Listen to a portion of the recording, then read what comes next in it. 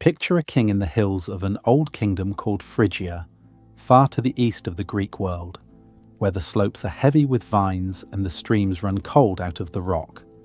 The king's name is Midas, and he is hunting, though not for any animal that runs. For a long time his shepherds have brought him the same strange story. At the edge of the woods, where the cultivated land gives way to the wild, they have seen an old creature, half man and half beast, with the ears and the tail and the heavy legs of a goat, fat with age, slow with wine, who sleeps in the long grass at noon and sings to himself when he believes that no one is listening. This is Silenus, the oldest of the satyrs, the companion and the foster father, and the tutor of the young god of wine, and he is said to be wiser than any man who has ever lived. He has drunk from springs that no mortal has ever found. He has watched the world turn for longer than the kingdoms have stood, and he is supposed to know the things that the gods keep back from men to carry inside him, lightly, whatever it is the gods will not tell us while we are alive. So Midas lays a trap, and the trap is a gentle one. He finds the spring where the old creature comes down to drink in the heat of the day, and into the clear water he pours dark and unmixed wine, and then he hides himself and waits. In time, Silenus comes. He lowers his face to the water and drinks, and the wine works in him as it works in everyone, and his great head grows heavy, and he sinks down into the grass and sleeps. The king's men come out softly and bind him, not with iron but with ropes of flowers, garlands wound around his wrists, and they lead the swaying, half-laughing, half-sleeping old thing back through the gates and into the king's own hall, the most ancient and knowing creature in the world, led home like a guest who has taken too much at a feast, flowers at his wrists in the place of chains. For some days Midas keeps him there, and they say the two of them talked, the mortal king and the deathless drunk, though almost everything that passed between them is lost to us now. But one question survives, and it survives because it is exactly the question a man would ask if he had the wisest creature in the world bound and cornered in his house. Midas asks him, what is the best thing for a human being? Not the best thing to eat or to own or to seek, but the finest and most desirable thing of all, the one thing a person should wish for above every other. And at first Silenus will not answer. He laughs and holds his tongue and looks away. Only when the king presses him and presses him again and will not be refused, does the old creature finally speak. And what he says is the last thing the king wants to hear. The best of all things, Silenus tells him, is something that no human being can ever have. It is this: not to have been born at all, never to have come into being, never to be. And since that gate is already shut behind you, he says, since you are here and breathing and standing over me, the next best thing, the only good still left within your reach, is to die soon, and to go back quickly into the nothing out of which you came. Then the laughter is gone, and the king is left alone with the answer he has forced out of the only mouth that could not lie to him. He had wanted a secret, some hidden good that the wise know and the rest of us miss.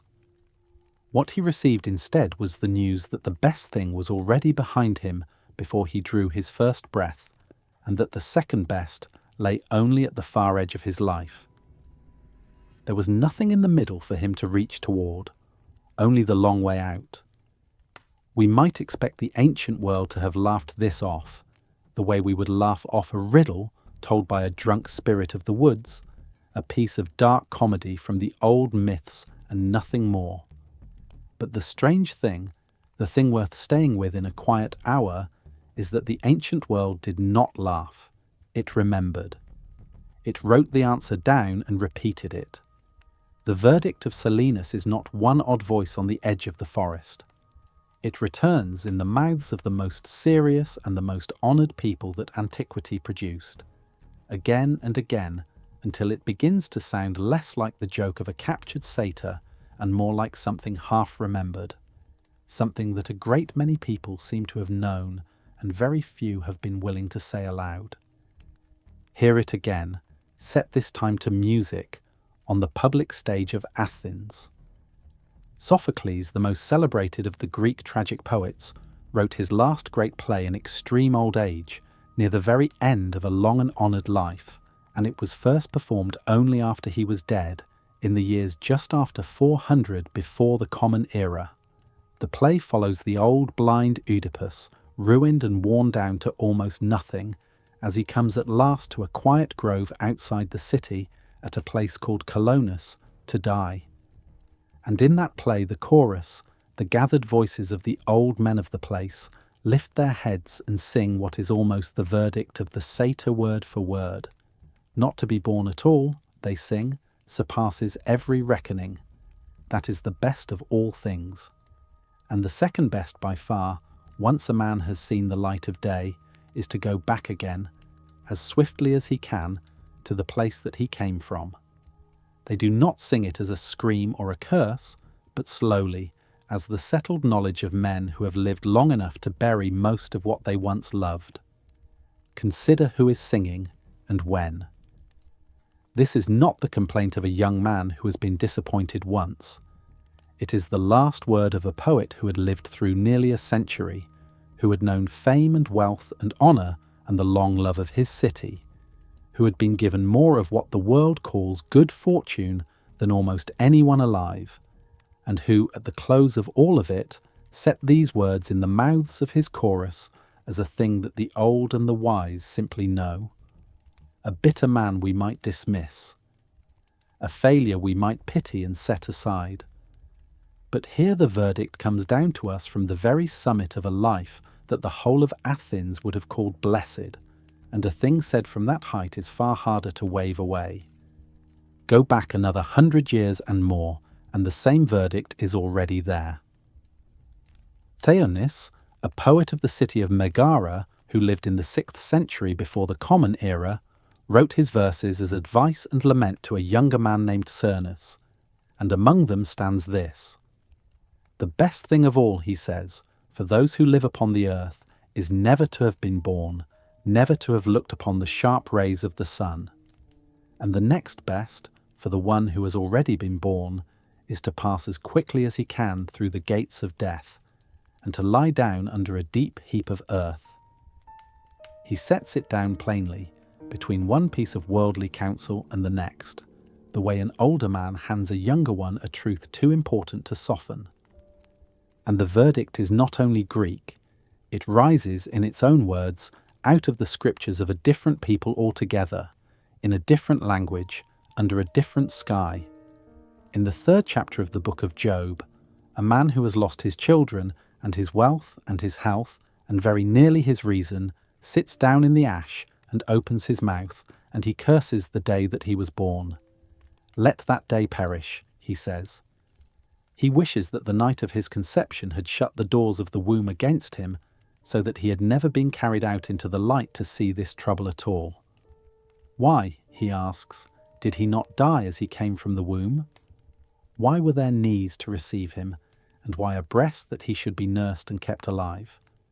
This is not the cool reasoning of a man at his ease. It is grief torn open to the root, and yet the place his grief drives him to is the very place the satyr pointed, the wish never to have been. And it rises once more, calmer and colder, with no personal grief behind it at all, in the book called Ecclesiastes. There, in the 4th chapter, a voice that has tried everything the world has to offer and tasted all of it and found it empty, looks out at the great weight of oppression done under the sun, at the tears of the wronged who have no one to comfort them and no power in their hands. And it reaches the same conclusion by a colder road. The dead, it says, who are already gone, are better off than the living who are still here and still suffering. But better than both of them, better than the living and better than the dead, is the one who has never been at all, who was never born, and who has therefore never had to see the evil that is done beneath the sun. Stand back now and listen to all of these voices together. A king's tale out of the Phrygian hills, a chorus on the Athenian stage. The verses of a Greek nobleman a century older still, the cry of a ruined man in the ash, and the cool summing up of a preacher who had everything. Different languages, different gods, or one god or none. No shared library, no single teacher passing the thought from hand to hand.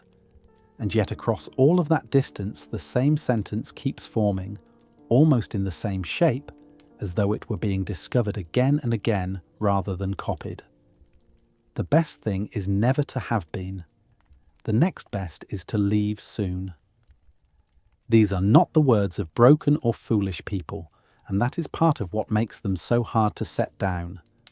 They are the words attributed to the wisest creature in the world, and sung by the greatest poet of his age, and written by men whom their cities honoured and whose books outlasted their bones.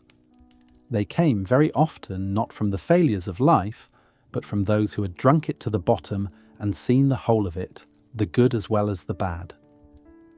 They spoke not in the heat of a single bad night, but in the calm that comes after, when the wine has worn off and the grief has cooled, the hour when people tend to say what they truly believe. Which leaves us at the very start, holding a question that does not loosen its grip easily, and that the long hours ahead will follow wherever it leads. Why? Why should so many of the clearest and most honoured minds of the ancient world, looking steadily and with open eyes at the whole of a human life, have turned and come back with the same dark answer, that the finest thing of all, the thing forever out of our reach, would have been never to have been born at all? There is a name for the feeling the old voices reached for without ever quite holding it still. The position is called antinatalism, and it holds, in the plainest terms, that it is a mistake, or a harm, or at the very least a misfortune to bring a new person into existence. That is the whole of it, stated once and stated cleanly. To begin a life is, on this view, not the gift we take it to be, but something closer to an imposition, a weight set on shoulders that did not exist to refuse it. The word may be unfamiliar, and we can set it aside almost at once, because the idea beneath it is simple enough to carry without the label. The thought is only this: perhaps no one should be born. What this chapter does is not argue for that claim or against it, but draw its borders, so that we know exactly what we are looking at, and, just as importantly, what we are not. For the position is surrounded on every side by things it resembles and is not, and most of the resistance it meets comes from being mistaken for one of them. So let us mark off 3 of these neighbours carefully, one at a time, because the whole of what follows depends on keeping them separate. The first confusion is the gravest, and it is the belief that to say no one should be born is to wish that the living were dead. It is not. The antinatalist looks at the people who already exist, every one of them, and wishes them well. Their concern is with beginnings, with the act of starting a life that has not yet started. They draw a sharp line between the question of whether to light a fire and the question of what to do once it is burning, and they stand entirely on the near side of that line. There is a further and harder question hidden here about why, if a life is a harm, one would not simply end it, and that question deserves its own patient answer in its own place. For now it is enough to say that the line is real, and that the antinatalist holds it firmly. To wish a person had never been is not, on this view, to wish that person gone. The second confusion is that this must be a hatred of human beings, a contempt for our species dressed in the language of philosophy. It is not that either, and in most of its serious forms it is something like the opposite. The person who concludes that no child should be born is very often moved by exactly the regard for others that we would call decent, even tender. They are not disgusted by people. They are worried for them. The wish that no one should ever be hurt is, for many who hold this view, the engine of the whole thing, and we will see in time what that costs and where it leads. The point to fix now is only the negative one. To find the act of creating a life troubling is not to despise the lives that result. One can hold the position and love every person one has ever met. The third confusion is the most ordinary, and it is the easiest to fall into because it lives so close to the truth. It is the assumption that all of this is simply gloom, that the antinatalist is a sad person, that the position is a sadness given a fancy name, that it is what unhappiness says when it learns to speak in arguments. And nearer still to the surface is the suspicion that we are really talking about an illness, about the heavy, flattening condition the doctors call depression, in which the world loses its colour and the future seems closed. These are not the same thing, and the difference matters more than almost anything else here. A mood is a weather. It rolls in, it darkens the day, and in time or with care or with the right help it lifts, and the sky is the same sky it always was. A mood does not ask to be agreed with. You cannot refute a grey afternoon. You can only wait for it to pass. And that is exactly what tells the position apart from the sadness it is mistaken for. Antinatalism does not present itself as a weather. It presents itself as a conclusion. It comes forward holding reasons, and it asks not for sympathy but for assessment. It says, in effect, here is a claim about the value of beginning a life, and here are the steps by which I reached it, and now your task is not to feel for me, but to look at the steps. Are they sound? Does the conclusion follow? A person in good spirits, well slept and well loved, can work through such an argument and find it persuasive against every instinct, and that is precisely the unsettling thing about it. It does not need despair to run on. It can be put to a cheerful mind and trouble that mind all the more for the cheer. By the same measure, it can be answered. An argument is the kind of thing that can be taken up and turned over and, in the end, accepted or refused. A mood cannot be refused. This one can. That is the whole difference between a feeling and a position, and it is why the rest of what follows is worth the trouble of thinking through rather than merely feeling. So we have our borders. The view is not a death wish, it is not a hatred of humankind, and it is not a low mood wearing a serious face. It is a claim that bringing a new person into the world may be the wrong thing to do, offered as a thing to be reasoned about and met, finally, with a yes or a no. Everything that comes after is the long attempt to decide which. More than 2,000 years ago, on the plains of northern India, the man we remember as the Buddha began his teaching not with a promise, but with a diagnosis. And the first thing he named was suffering, the truth that ordinary life turns upon a wheel of being born, of dying, and of being born again, and that the wheel keeps turning. We should slow down on that word, suffering, because the plain English does not quite carry its full weight. The Buddha did not mean only the obvious agonies, the broken body, the lost child, the slow failure of the things we love. He meant something wider and quieter as well, a dissatisfaction that runs underneath even our happiness.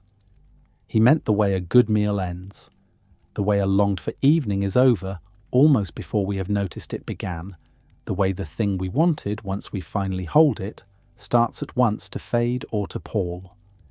Even our pleasures are edged with loss, because they do not last, and somewhere within us we already know they do not last.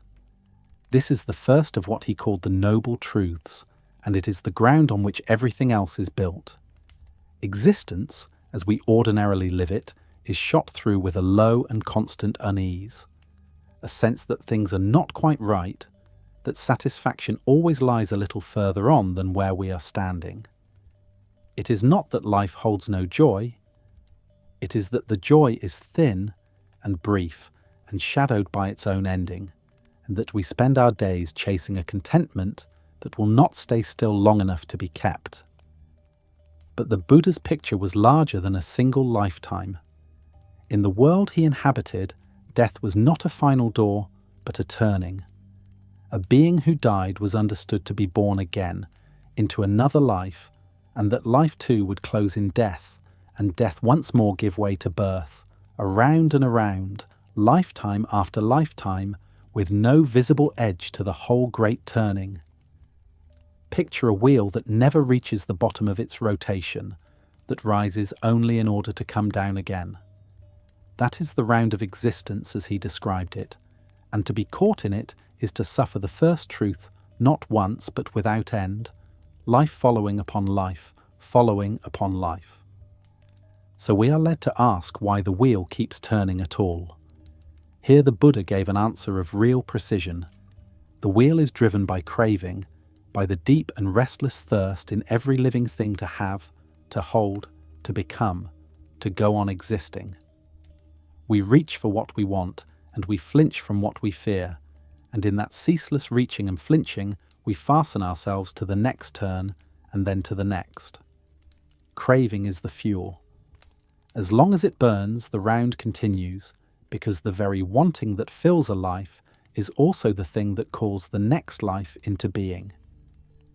To this the Buddha joined a second idea, one that English has borrowed and worn smooth with use, karma. In its plainest sense, karma means only action, a deed that is done. But he gave it a moral weight.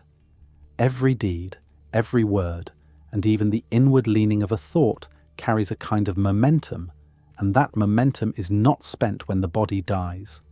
It is carried forward. The shape of a life, in this vision, is owed in part to the moral freight of the lives that came before it, and the way a person acts now will bend the path of whatever is still to come. The wheel, then, is not blind, and it is not indifferent. It is moral through and through, and each turn inherits the weight of the turn before it. If craving is what keeps the wheel in motion, then the way off the wheel is to let the craving fall away. This is the heart of the whole teaching, and it is worth stating as plainly as it can be stated. The aim is not to bear existence with a little more grace. The aim is release, a true and final end to the round of birth and death, a stepping off the wheel so that, for this being at least, it turns no more. The word the tradition uses for that release is one the English language already speaks every day, nirvana, and the image folded inside the word is humble and exact. It means a blowing out, the way a candle flame goes dark when there is nothing left to feed it, a cooling after long heat. The fire that goes out is craving itself, the thirst that kept the whole thing burning, and the way to put that fire out is not force and not despair, but sight. It is a waking up. The very title we know him by means the one who woke, and what he woke from was the long dream of wanting, the trance in which we keep mistaking the chase for the prize. To see existence clearly all the way down is to loosen its hold, and when the last of the craving is gone, there is nothing left to draw the being back onto the wheel. The fire is out. The wheel is still. Now we must be careful, because it would be easy to fold this teaching into the old human wish that it is better never to be born, and to treat the two as a single thing.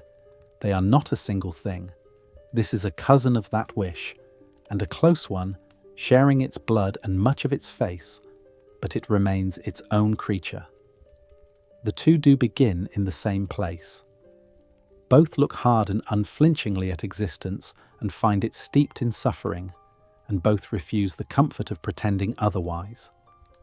Neither will say that simply to live is plainly and obviously good, but they part, and they part decisively, on the question of what is to be done. The view that birth itself is a harm turns outward, toward other people not yet born, toward the question of whether to bring a new person into the world at all, and it answers that the kindest course is not to begin a new life. The Buddhist path turns the other way, inward, toward the self that is already here and already suffering. It does not tell parents not to have children. It does not stand over the cradle of a newborn and judge that life a mistake. Its quarrel is not with birth as something we choose to lay upon another. Its quarrel is with rebirth as a fate that keeps befalling oneself again and again until the craving that drives it is at last stilled. The difference is the whole difference. One says, "Let no further lives begin." The other says, "Let this chain of lives, my own, come finally to rest." The first is an argument about whom we ought to bring into being. The second is a discipline of waking, walked by a person already in the world, who wishes not to deny a child the morning of its life, but to stop being drawn, over and over, back onto the round. The goal is to step off the wheel through awakening, not to forbid another foot from ever stepping onto it. And so the silence the Buddha pointed toward is a particular silence. It is not the bitterness of a verdict passed upon all of birth. It is the quiet of a fire that has burned down to nothing because it was understood and let go by the one who had carried it. That stillness is meant to be walked toward, with open eyes across the length of a single life. It stands in the long history of those who have looked at existence and flinched as one of the oldest and gentlest of all the answers, an answer that does not curse the world for turning, but only in the end steps quietly down from the wheel. There was an age that looked at the world with all its griefs and ruins and decided that this was the best of all worlds that could possibly exist. The educated mind of the 17th and 18th centuries had grown bold. It had new mathematics, new instruments, a new confidence that the universe was a vast and reasonable order, and it turned that confidence on the oldest wound in human thought, the question of why a good and almighty maker would permit so much suffering in his creation. The answer it gave was not a sigh, but a proof. The clearest form of that answer came from a German philosopher of the first rank, a man as much at home in mathematics as in metaphysics, who published a book on the justice of God in 1710. His reasoning ran like this: a maker who is perfect in power, in knowledge and in goodness, looking out before creation at every world he might bring into being, would see them all laid out before him, each complete, each different. Such a maker could not choose carelessly. He could not choose a lesser world while a better one lay within his reach, for that would be a failure either of his goodness or of his power, and by his very nature he has neither failing. So he must have chosen the best. And since he did choose, since this is the world that actually stands, it follows that this world, with everything in it, is the finest that could be made. What then of the evil in it? The plagues, the cruelties, the early graves. Here the argument grows subtle and, in its way, beautiful. The evils, it says, are not flaws in the design but threads in it. Picture a great painting in which a patch of darkness, looked at alone, seems only ugly, yet pulls the whole composition into balance once you step back and see the canvas entire. A single thread of shadow may be the very thing that lets the light around it shine. So with the world. Each particular suffering, however bitter to the one who feels it, is a necessary part of a whole that is, taken all together, better with that suffering woven in than it would be without it. We see the thread, the maker sees the cloth. This is the doctrine that the world later learned to call optimism, though it meant something far stricter than cheerfulness. It meant that no better world was so much as possible. It is a consoling thought, and for several decades much of educated Europe more or less believed it, or believed it the proper thing to say. And then the belief met the world. On the 1st of November, 1755, a morning of worship, the ground opened beneath one of the great port capitals of Europe. The churches were full. In a matter of minutes the city was broken, and what the shaking did not bring down the fire, and the sea that followed finished, and tens of thousands of people, many of them at prayer in that very hour, were dead. The catastrophe fell on the comfortable certainties of the age like a hammer. If this is the best of all possible worlds, men began to ask, then what would a worse one even look like, and what kind of best includes a holy morning that ends 10,000 lives at the altar? Out of that question, 4 years later, in 1759, came the most lethal piece of mockery in the history of philosophy, a short, swift, savage tale by the sharpest pen in France. Its hero is a guileless young man, gentle and trusting, raised in a sheltered house by a tutor who has taught him one lesson above all others, that everything that happens for the best, that this is the best of all possible worlds, and every misfortune in it serves some hidden good. The boy believes his teacher completely, and then the story drives him out into the world to test the lesson.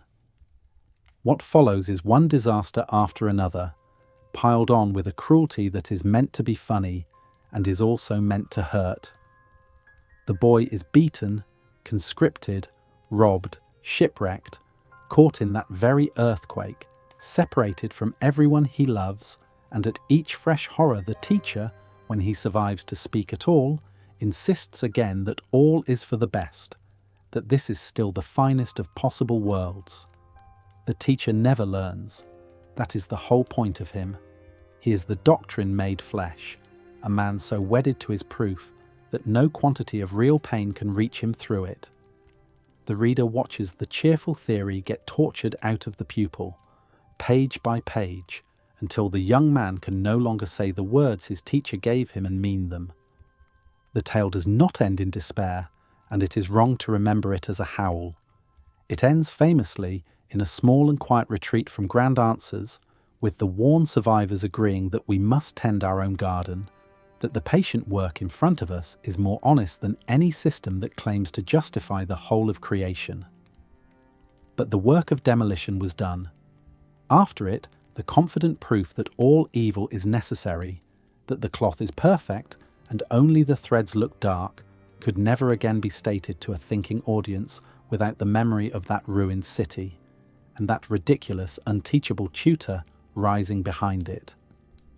This is the wall, the serene claim that a perfect maker, choosing among all the worlds he could have made, chose this one, and that its every evil is simply the price of the best. It is a claim built to comfort, and for a time it did. But comfort that can be broken by a single morning is a fragile thing, and the men who came after had felt it break. Against this wall, and against the easy reassurance it offered, the pessimists of the next century would come to throw themselves with their whole weight, no longer content merely to mock the optimism, but determined to overturn it and to argue, in cold and careful order, the reverse. There was a man who looked at the world the rest of us take for solid and ordinary, the world of tables and weather, and people going about their errands, and concluded that all of it was a kind of surface, a skin stretched over something restless underneath. His name was Arthur Schopenhauer, and the something underneath, he came to believe, was a single blind striving that wants without end and is satisfied by nothing. To grasp that, he thought, was to understand why a life can be given everything it asked for and still find no rest. He spent the better part of his years setting this vision down in patient, ferocious prose, and for most of those years almost no one listened. He was born in 1788 in the Baltic port of Danzig, into money and into trade. His father was a wealthy merchant, a man of business who expected his son to become one too, and who carried the boy on long journeys through Europe, partly to educate him and partly to bind him to the family firm. Then, in 1805, the father died. He was found in the canal beside his own warehouse, most likely by his own hand. It was a grief, and it was also, in a way the son never quite said aloud, a release. The fortune the father left behind meant that Arthur, once he had served out a decent interval in the counting house, was free. He never had to sell anything again. He could read and think and become the one thing his father had not chosen for him, a philosopher. His mother was the other great figure of his early life, and the harder one. She was a successful novelist, popular and widely admired, who after her husband's death moved to a city of writers and kept a literary salon where the famous authors of the day came to talk. She was sociable where her son was prickly, light where he was heavy. They did not get on. The quarrels grew sharper until, after one final rupture, they parted for good and never saw each other again, though both of them lived on for decades. He kept his inheritance and his grievances. She kept her salon. In their own lifetimes, she was by far the more celebrated writer of the two, and that fact sat in him like a stone. When he was a young man with his system already formed, he tried to take his place in the university world, and here the story becomes almost painful to watch. He won the right to lecture in Berlin, and with a confidence that looks now like pride and now like simple miscalculation, he set his lectures at the very same hour as the most powerful philosopher in Germany, the reigning idealist Hegel, whose lecture hall was crowded to the walls. The students, given the choice, chose the famous man. Schopenhauer lectured to a nearly empty room, a handful of listeners, sometimes fewer, while next door his great rival held the age in his hand. He gave it up before long. For the rest of his middle years he was, in the public mind, no one at all. His great book sat unread. Unsold copies were pulped for scrap. Here was a man who believed he had seen clear to the bottom of existence, and the world walked past his door without slowing. So he made a life out of order. He settled at last in the free city of Frankfurt on the River Main, and there he built the narrow, exact routine of someone who has given up on the crowd and not on himself. He rose at the same hour, wrote in the morning when his mind was clearest, played the flute before lunch with real skill, dined at a set time, walked the same long walk each afternoon in every weather, and read himself to sleep. Beside him through the years went a succession of poodles, each one his companion, each in its turn replaced, so that the same dog seemed to pad forever at the philosopher's heel. He could be vain, suspicious, and sharp of tongue. He was also disciplined in a way that few unhappy men manage, turning his days into a kind of fortress against the very restlessness he wrote about. The book that held everything he knew had appeared when he was still young, in 1818, under a title we can put into English as The World as Will and Representation. It made almost no impression. Yet he never really changed his mind about a line of it. Instead, more than a quarter of a century later, in 1844, he brought out a second volume, longer than the first, not a correction, but an expansion, chapter after chapter of commentary that turned the single arch of the original into something vast and lived in. The title names the whole of his thought in a handful of words. The world is two things at once. It is representation and it is will. Begin with representation, which is only a careful word for the world as it appears to us. Everything we see around us, the room and the light in it, our own hands, the faces we love, reaches us as a picture assembled in the mind, laid out in space and time, ordered by cause and effect. This is the world the sciences study and the world we move through every waking hour, and Schopenhauer did not doubt for a moment that it was really there. But he insisted it was appearance. The world is shown rather than the world as it is in itself. A picture implies something pictured. A surface implies a depth. And the question that drove him was the oldest and the simplest. What lies underneath?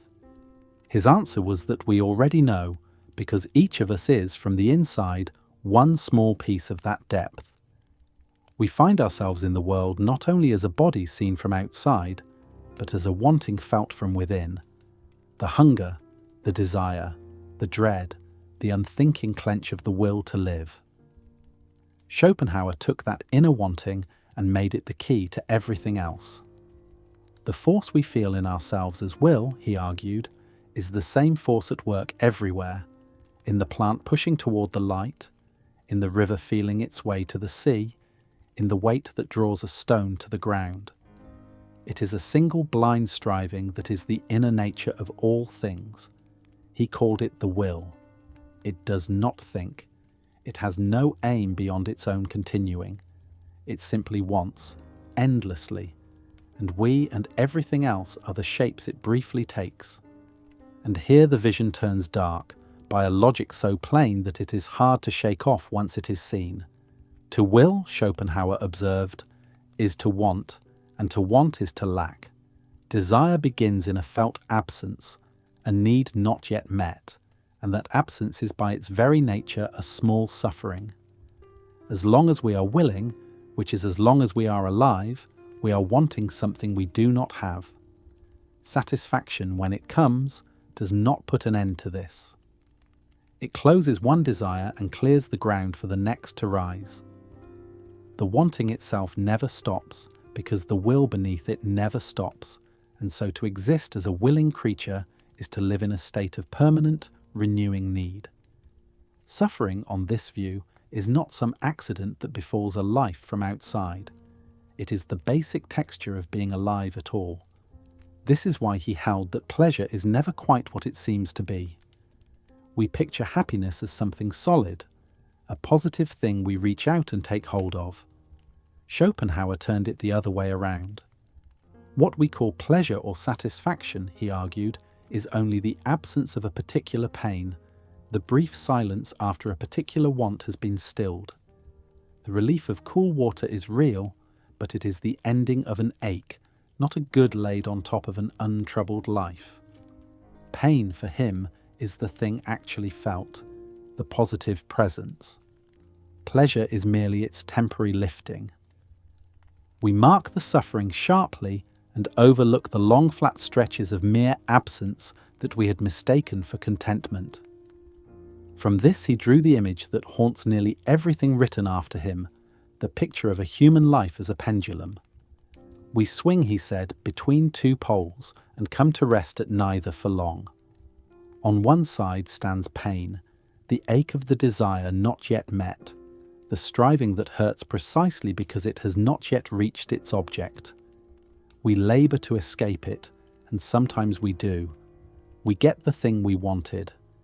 And then, on the other side, once the want has gone quiet and nothing presses on us, there opens the second pole, boredom, the empty time in which we do not know what to do with ourselves and begin almost at once to want again, if only to be free of the emptiness. Desire torments us, and the absence of desire bores us. Between that pain and that boredom, the pendulum goes back and forth, and the swing of it, for Schopenhauer, is the whole shape of a human day and of a human life. He knew he was not the first to find the world built upon suffering. The old teachers of the East, the Buddhist sages with their wheel of craving, had said something near to it long before. But he was perhaps the first to argue it in the cold, clear language of European philosophy, as a conclusion forced upon him by reasoning rather than a creed received on faith. He thought he had not merely felt the truth of existence, but proved it, step by careful step, and that the proof was there on the page for anyone with the patience to follow. And then late, the strangest turn of his life arrived. In 1851, an old man by now, he published a book of essays and short reflections on ordinary human matters, written in hard, witty, plain-spoken prose, and almost by accident the wider public found him. The fame that had passed him by for 30 years came all at once. Readers sought him out. Younger writers travelled to the city on the Main to sit in his company and listen. He lived to see it, this man who had once lectured to an empty room, and he received it with the grim satisfaction of someone proved right too late to enjoy it cleanly. He died in 1860, quietly, at his own table, his great work finished, and at the very last, read. He reached the conclusion that nearly everyone who thinks this far draws back from at the last moment. Having found that existence is, at its root, a long form of suffering, Arthur Schopenhauer took the step his readers half hoped he would refuse to take. He said in plain words that it would have been better not to be at all. The single blind striving he named the will, that restless hunger beneath the orderly surface of things, and the weary swing between wanting and boredom, these were his foundation, and from them he reasoned forward to a verdict not about how we should live, but about whether we ought to be brought to live in the first place. The verdict began with a quiet refusal to treat the making of a new person as ordinary. We treat it as the most natural thing in the world. Schopenhauer asked us to see it instead as a strange and weighty act, performed in the dark and on behalf of another, a life begun without the agreement of the one who must live it, a difficulty that later thinkers would take up and press much harder. His own attention, though, fell on a different question, one he could follow all the way down to its floor.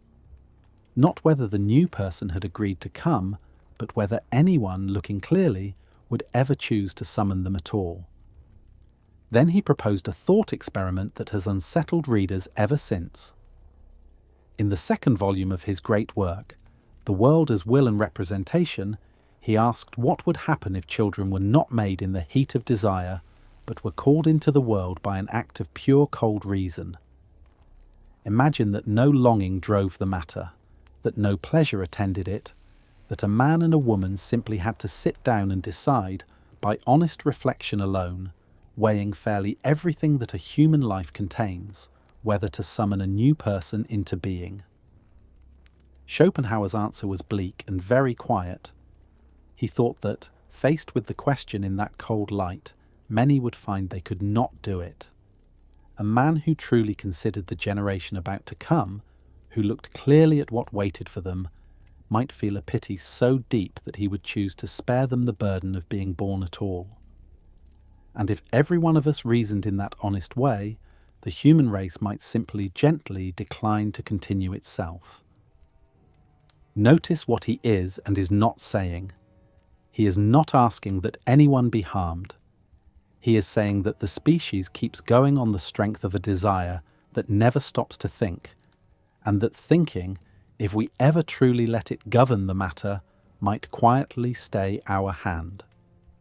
Nature, he believed, does not trust us to make this decision well, and so it does not leave the decision to us.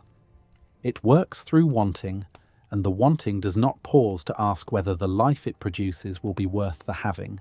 The longing comes first, and the reckoning, if it comes at all, arrives far too late, when the new person is already here, and already bound to the whole weight of an existence. In his late essays, he returned to these themes again and again. In the essay on the suffering of the world, he set out once more the positivity of pain that already grounded his system, and from it drew the cold conclusion that a life, weighed honestly, tends to run at a loss.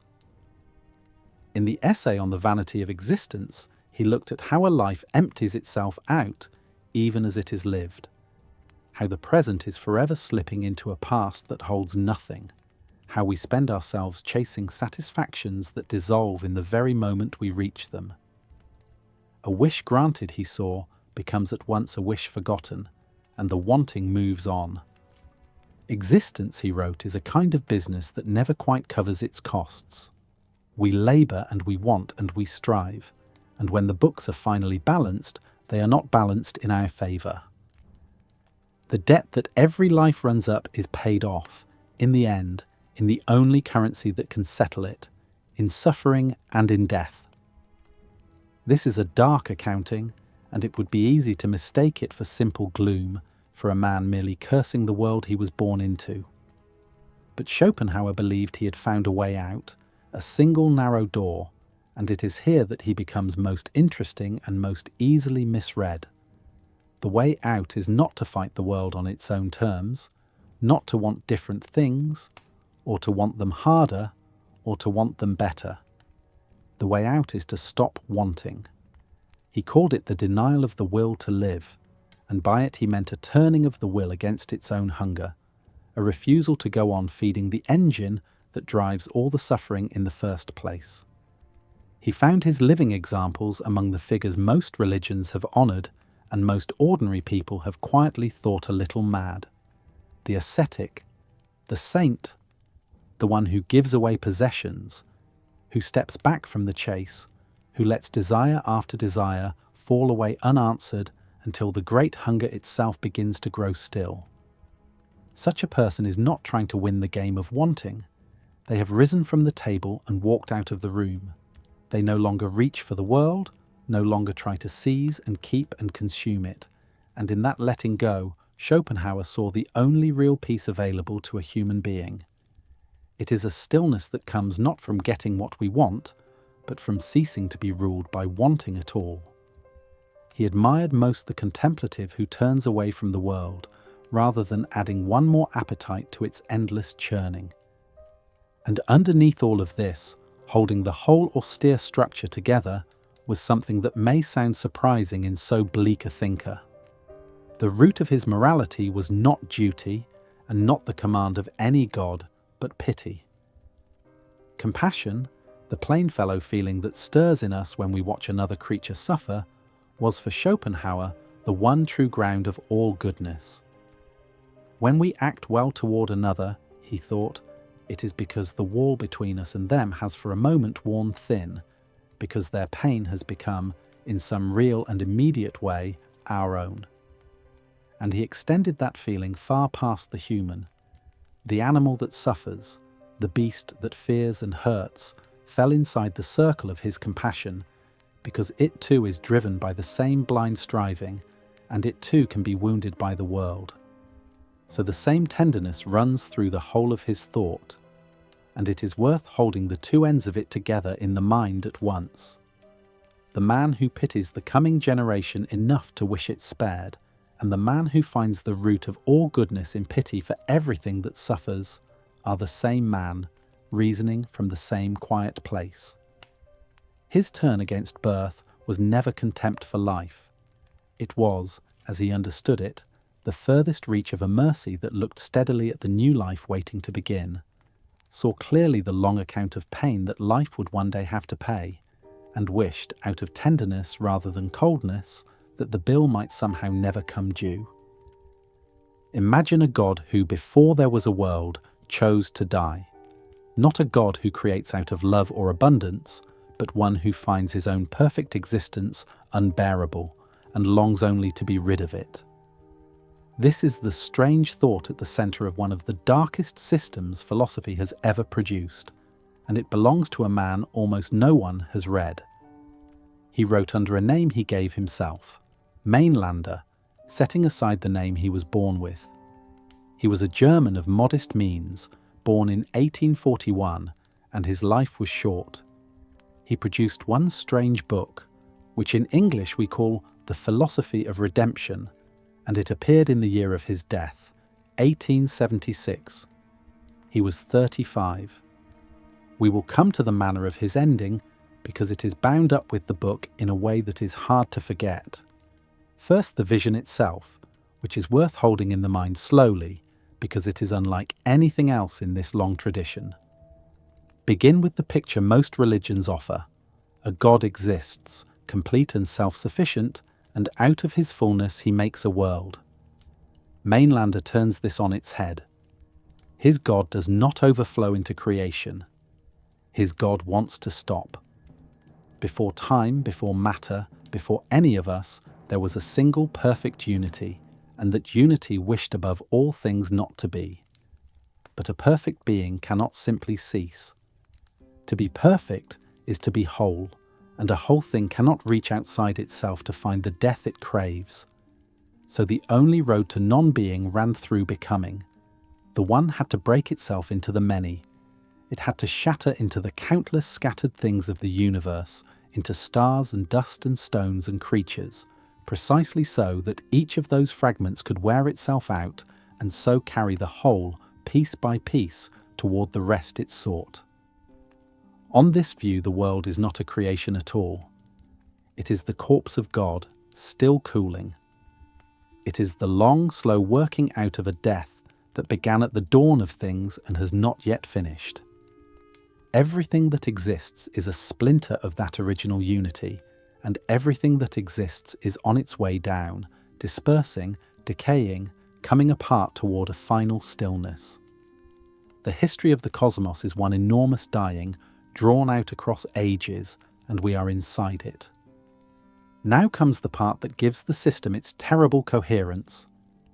Mainlander had learned from his master Schopenhauer that beneath the orderly surface of the world there runs a blind striving, a will, and that this striving is the source of our suffering. But where his teacher heard in that striving a will to live, a hunger that wants only to go on wanting, Mainlander heard something else. He heard a will to die. The deepest drive in all things, he said, is not the urge to survive, but the secret longing to be finished. The plant that exhausts itself, the animal that ages and falls, the star that burns down, the human being who wears out under the weight of years, all of them are obeying the same hidden current, the same pull toward the rest that lies at the bottom of everything. What looks like the will to live is only the will to die, taking the long way around. We struggle and grasp and reproduce, and in doing so we spend ourselves, and spending ourselves is the point. The universe is running down, and its running down is its only purpose. From this follows his idea of redemption, and it is the strangest turn of all. If the world is God's chosen death, then to die is not a defeat, it is a homecoming. It is the fragment rejoining the rest it was always seeking. Salvation for Mainlander is not escape into some higher life.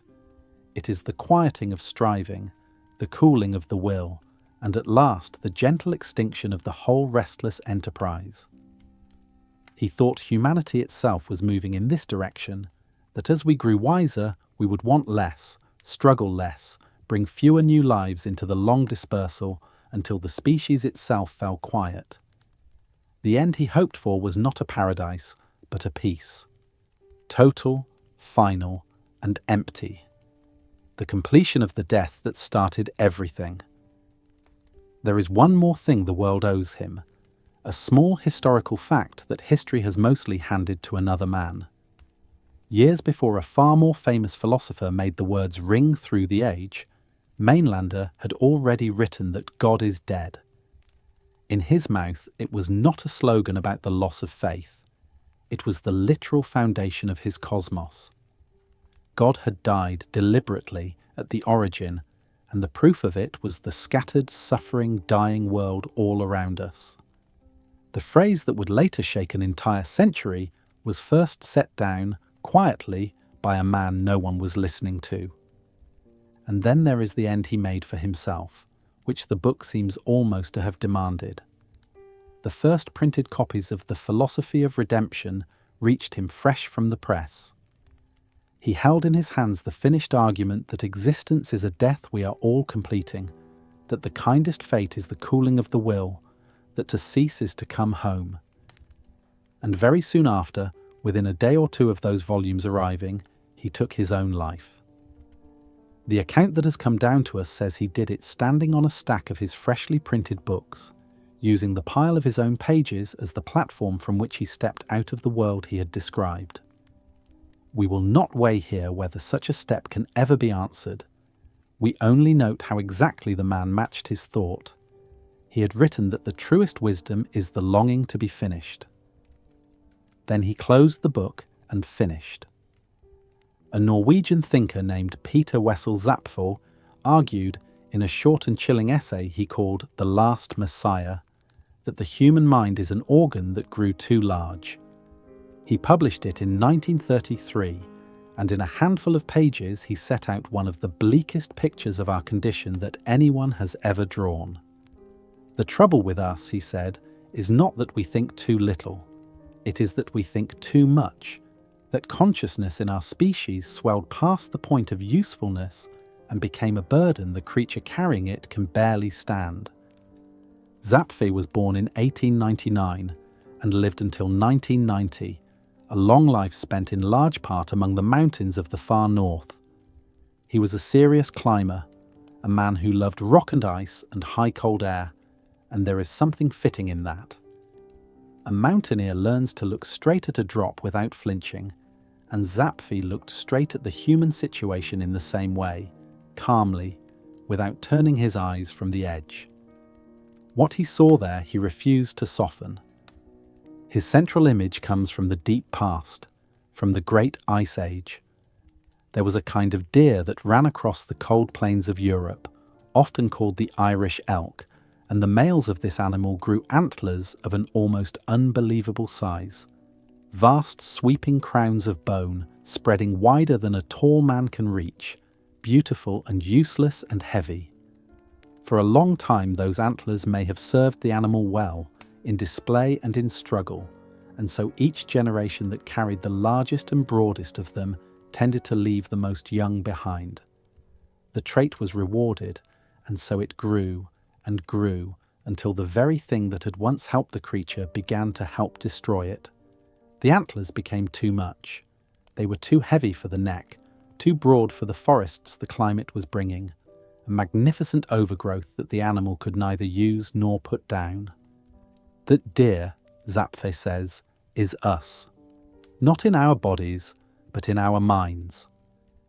At some point in the long story of life, in one upright animal on the African plains, the faculty of awareness kept expanding the way those antlers expanded, rewarded at every step, until it overshot the mark and became something the creature could not carry in peace. We did not merely grow clever. We grew clever enough to stand outside ourselves and look. We became the one animal that knows it is an animal, the one that sees its own death coming from far off, that can ask what the point of any of it is and find no answer that satisfies. The deer was crowned with bone. We are crowned with knowing, and the crown is too heavy. Here is the heart of his claim. Every other living thing fits its world. The fish wants water and is given water.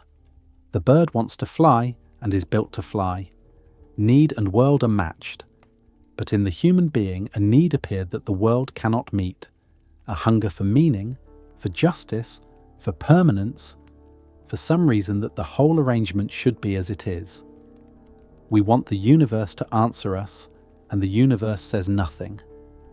We are, in Zapfe's grim phrase for it, a creature whose deepest demand the cosmos cannot satisfy, an animal over-equipped for life, carrying more awareness than any life can bear to hold open at once. If that were the whole story, we could not go on for an hour. The remarkable thing, Zapfe noticed, is that we do go on. We wake, we work, we laugh, we plan for years we may not see. We do this not because the terror is false, but because we have learned, without ever deciding to, a set of tricks for keeping it out of sight. He found 4 of them, 4 ways the human mind shuts the door on its own awareness, and once you have heard them named, you begin to see them everywhere, in others, and then, less comfortably, in yourself. The first is simply to wall the dread off and refuse to look.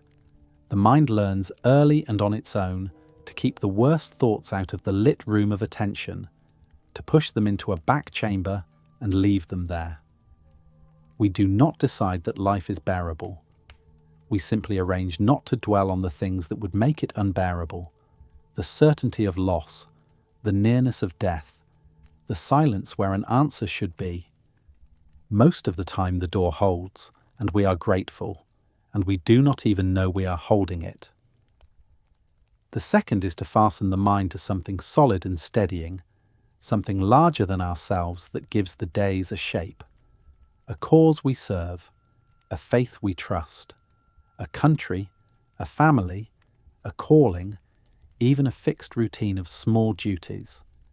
We sink an anchor into one firm point and let it hold us against the drift, and as long as the anchor grips, we are spared the open water. Zapfe knew how fragile this can be. When a person loses the thing they had anchored to, the faith that fails, the cause that falls, the love that ends, the old dread comes flooding back through the gap, and we see how much weight that single point had quietly been carrying. The third is to drown the feeling in noise and motion, to keep so busy and so entertained that the terror never finds an idle moment to speak in. We fill the hours. We crowd the silence with work and chatter and amusement, with one diversion after another, so that the mind is never left alone long enough to ask the questions it cannot answer. A life can be spent this way, pleasantly enough, in a kind of perpetual distraction that never quite lets the quiet in. Zapfe saw this clearly in 1933, long before our own age made distraction into something we carry in a pocket and feed all day. The fourth way is the strangest and the one he plainly half admired because it was his own. It is to take the dread and turn it into something else, to make it over into art, into thought, into creation. The poet who writes the poem of despair has in the writing set a little distance between the self and the wound. The philosopher who names the horror has, in naming it, gained a measure of mastery over it. We channel the terror outward into a made thing, a tragedy, a symphony, an essay on the human condition, and in shaping it we are no longer only its victim, but in some small part its author. This last trick does not deny the darkness. It looks straight at it and fashions something from the looking. Zapfe's own bleak essay is, by his own account, an example of the very thing it describes. So we survive. Walled off, anchored, distracted, transformed, we get through our days, and the species goes on having children who will learn the same 4 tricks in their turn and pass them down again.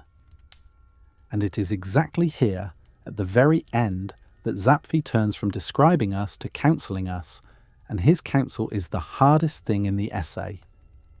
If our condition is truly this, if we are the over-evolved animal carrying an awareness that does not fit the world, then the brave and the merciful response is not to invent some new comfort, not to find a fresh anchor or a louder distraction. It is to see the situation plainly and to stop.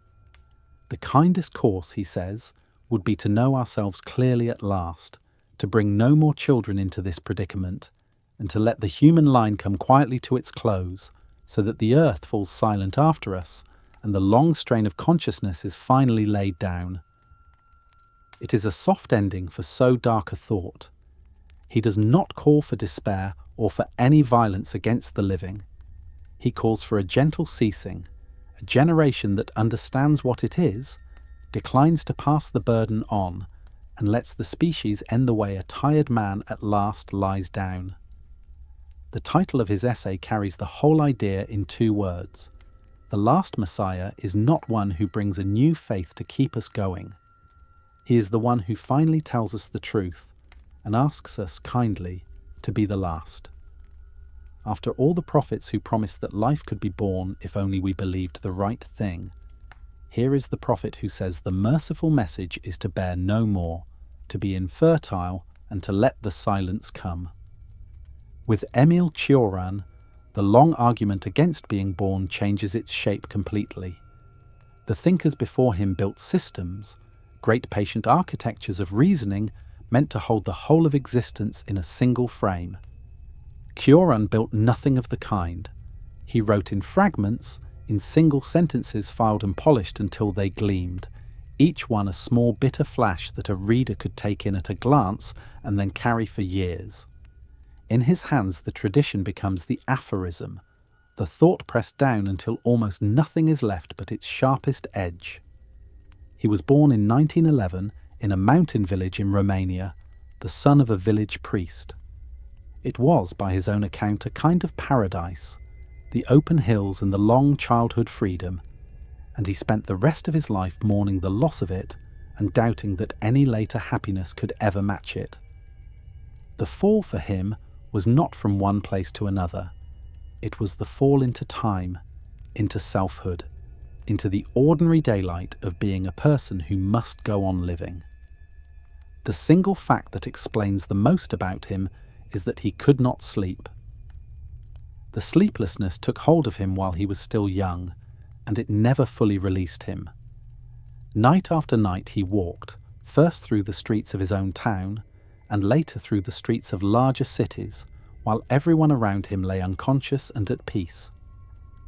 He came to believe that those wasted hours had taught him everything he truly knew.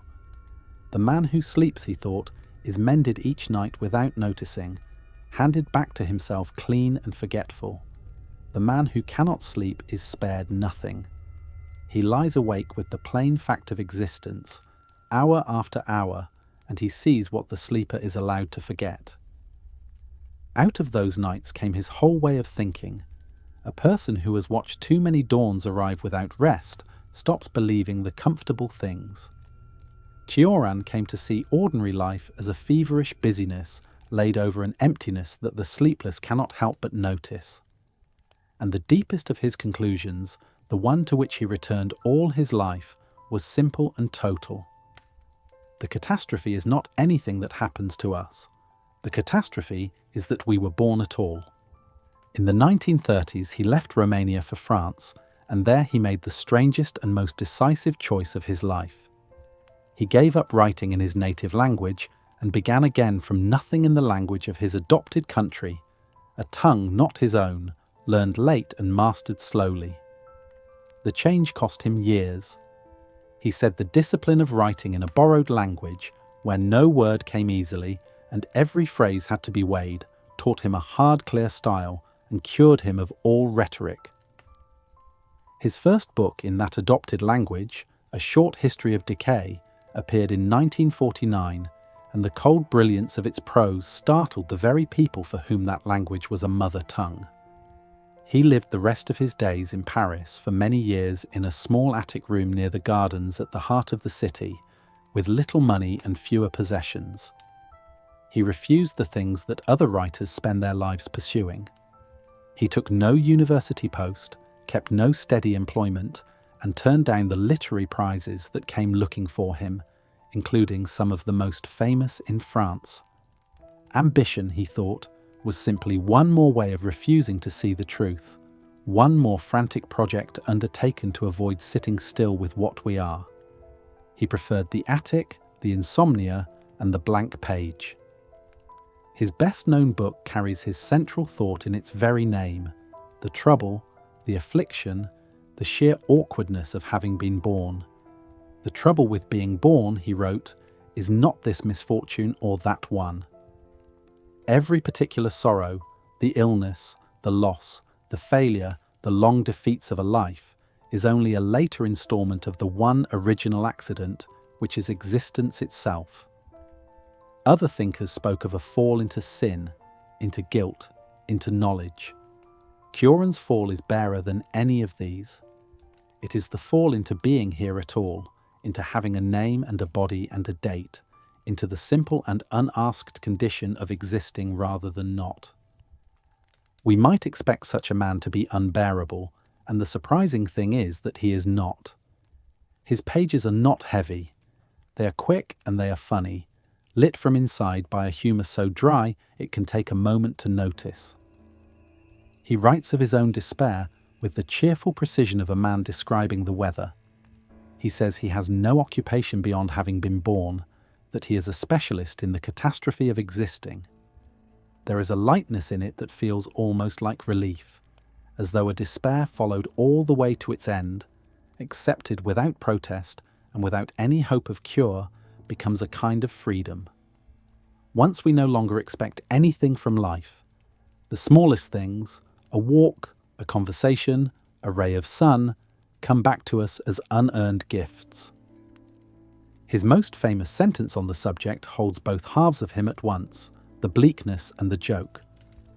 Not to be born, he wrote, is beyond all question the best thing that could happen to anyone.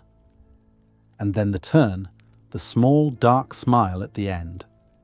Unluckily, it lies within no one's reach. The best condition is the one we can never attain, because to consider it, we must already be here, already born, already too late. The cure he recommends is the one cure that was never on offer. It is the oldest verdict in the world, reduced to a single line a person can hold in the mind on a sleepless night. Cioran did not so much argue it as overhear it, again and again, in the long hours when he could not sleep, and then write it down in the cleanest words he could find. He died in Paris in 1995, an old man who had spent 84 years on an accident he never stopped finding remarkable. There is a living philosopher who took the ancient verdict that it is better never to have been and rebuilt it as an argument so clean that other thinkers, however much they disliked where it led, could not simply wave it away. His name is David Benatar. He teaches at the University of Cape Town in South Africa, and he was born in 1966. In 2006, he published a book whose English title states the whole of his position in advance, Better Never to Have Been, carrying the subtitle, The Harm of Coming into Existence. The book did something the old cries of poets and prophets never had. It made the idea academically respectable, something that serious philosophers had to answer rather than dismiss. And at the centre of it lies one small claim about pain and pleasure, a single imbalance between them, what Benatar calls an asymmetry, which is the only subject of what follows here. A word first about the man, because there is so little to say. Benatar is, by every account, intensely private. He keeps almost no public face, gives few interviews, and lets the argument stand entirely on its own in place of the person who made it. There is something fitting in this. The case he builds is meant to hold whether or not you like the one making it, whether or not you know anything about him at all. It is meant to work the way a proof works, by the force of its steps, and so the steps are what we must follow. Begin with 4 plain statements about a single human life. They are so ordinary that at first they seem to say nothing.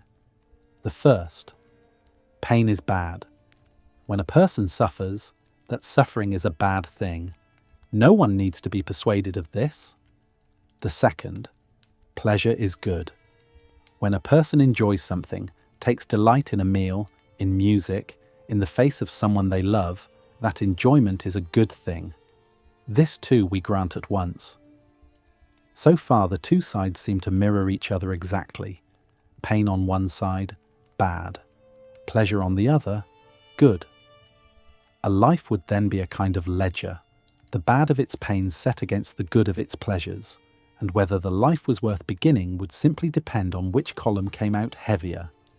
That is how most of us, without thinking much about it, assume the matter must be settled. Benatar's whole argument turns on showing that the two sides do not mirror each other, that the ledger is not balanced the way it looks. And the imbalance appears the moment we ask about absence rather than presence. So consider the third statement. The absence of pain is good. If there is no suffering, that is a good thing. And here Benatar adds the line that makes everything turn. The absence of pain is good even when there is no one who enjoys that good, even when there is no person there at all to be glad of it. A world with no agony in it is better, in that respect, than a world with agony, and it is better whether or not anyone is present to notice. Now the fourth statement, and this is the one to hold still and look at carefully, because the entire conclusion rests on it. The absence of pleasure is not bad. The absence of pleasure is not bad unless there is somebody for whom that absence is a loss, somebody who is thereby deprived. Where there is no one to miss the pleasure, no one who goes without, no one robbed of anything. And so the absence of pleasure in that case is not a bad thing. It is merely not good. It is nothing at all. That is the asymmetry, the whole of it, set down in 4 lines. Missing pain is good even when no one is there to be spared it. Missing pleasure is not bad when there is no one there to be deprived of it. The absence of the bad thing counts in our favour for free. The absence of the good thing costs us nothing when there is no one to bear the cost. Stated so baldly it can sound like a trick, a sleight of words. So let us test it against something we already believe, because Benatar's claim is that we do believe it, that it is built into the ordinary judgments we make without strain.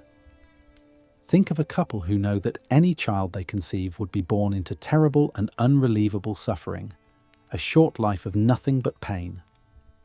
Most of us feel, immediately and without argument, that it would be good for them not to bring such a child into the world. Good for whom, though? There is no child yet, no one who is spared. And still we say it would be good. We are perfectly willing to call the absence of that suffering a good thing, even though the one who would have suffered never exists to benefit. That is the third statement, alive in a judgment almost everyone shares. Now turn it the other way. Think of a couple who could have a happy child, a child whose life would be full of warmth and delight, and who simply choose not to. Do we say they have wronged that child? Do we say there is now a particular someone who has been cheated of a good life, who is owed our pity, who lies among the deprived? We do not.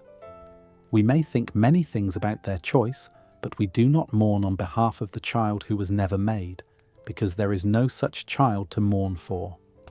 No one is missing anything. That is the fourth statement. Alive in another judgment almost everyone shares. We feel the pull of a duty not to create a life of suffering. We feel no matching duty to create a life of joy. The two are not mirror images. They never were.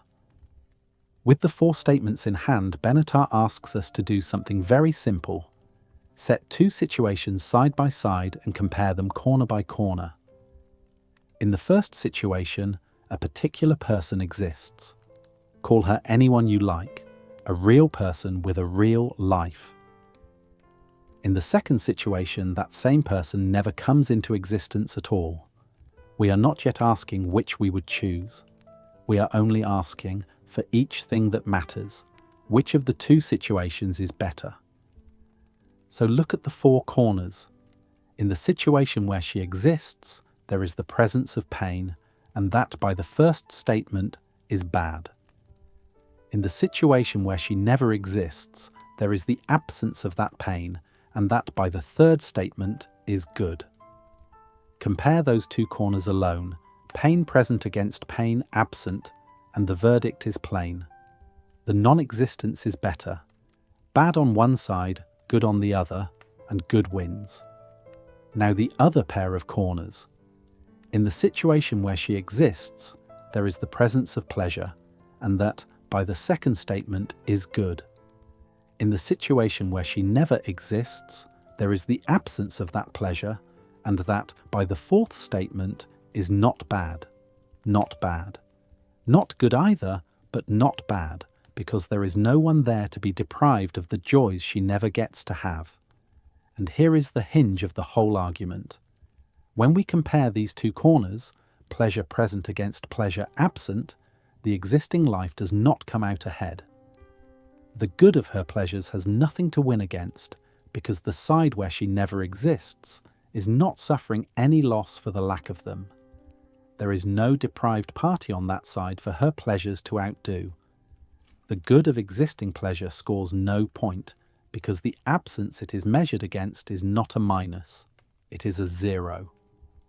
Set the two comparisons together and watch what happens. On the pain, non-existence is positively better, good against bad. On the pleasure, non-existence is not worse, zero against good, because the missing pleasure is missed by no one. So in one of the two respects that matter, never existing wins outright, and in the other, never existing at least does not lose. There is no corner in which coming into existence comes out ahead. Existence is beaten on pain and merely held even on pleasure. And a thing that is worse in one respect and no better in the other is, on the whole, worse. That is the conclusion, and it is worth stating in the starkest form because Benatar does not soften it. Coming into existence is always a harm, not usually, not when a life goes badly, not only for the unlucky who are born into misery, always. Even the happiest life, the one brimming with love and music and meaning, is, by this reasoning, a net harm to the one who lives it, when measured against the bloodless alternative of never having been born at all. The happy person has real pleasures, yes, but those pleasures only offset pains that would not have existed in the first place had she not, and the pleasures she would have gone without were she never born are pleasures no one was waiting to receive. She has gained delights that cancel against her own injuries. The one who was never born carries no injuries to cancel, and misses nothing real, because there is no one there to do the missing. This is the strange and unsettling heart of it. We tend to picture the never-born child as standing somewhere just outside the door of life, pressed against the glass, longing to be let in, cheated of all the good things on the other side. Benatar's asymmetry dissolves that picture entirely. There is no child at the glass. There is no one outside the door. The good things of a life are good only once there is someone to enjoy them, and their absence is a sorrow only once there is someone to feel it. Before that, there is no one, and no one is the one figure in this whole accounting who can never be wronged, never deprived, never harmed. To be born is to be moved out of that perfect safety and into a life where harm becomes possible, where pain is certain, and where the pleasures, however sweet, were never owed to you and answer a debt that only your own birth created.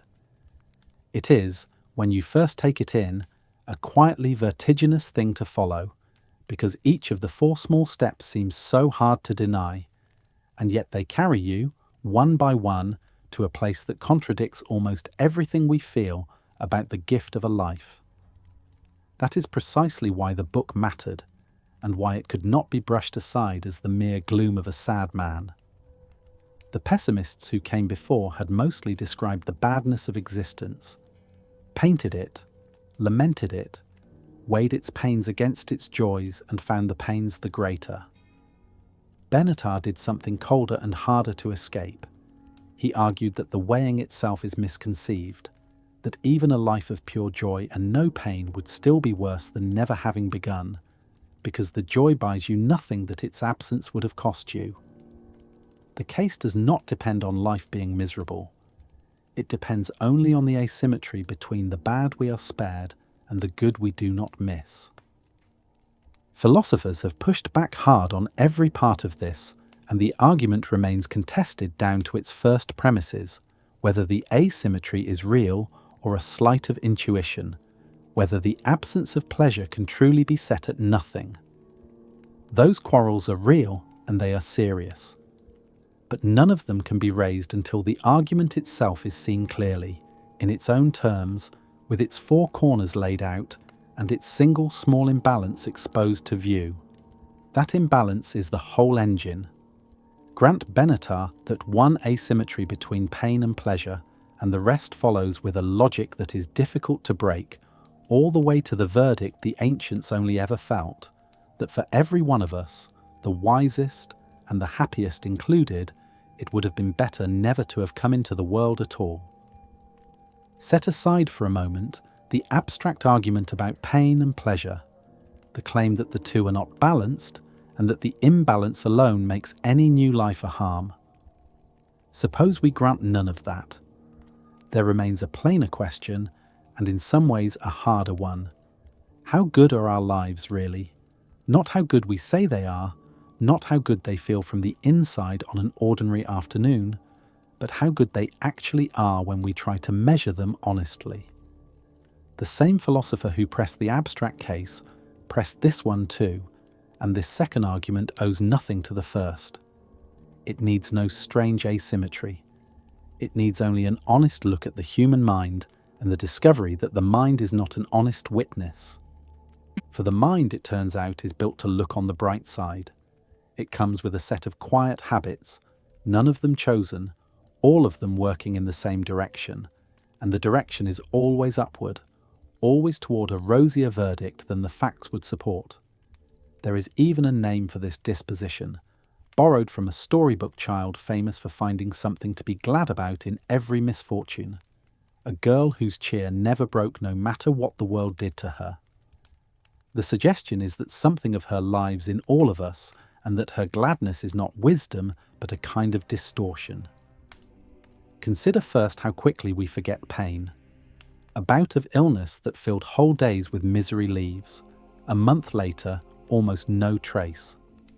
The sleepless nights, the dread, the hours that would not end, all of it thins out and fades, and what remains is a faint summary, a few words. I was ill for a while, we say, and the words carry none of the weight the experience had while it was happening. The mind keeps the gloss and discards the suffering. This is merciful, no doubt, but it means that when we tally up a life and judge it on the whole a good one, we are working from records that have been quietly edited in our favour. the bad has been filed away. The accounting is false before it begins. Consider next how we lower our hopes to fit our circumstances and then call the result contentment.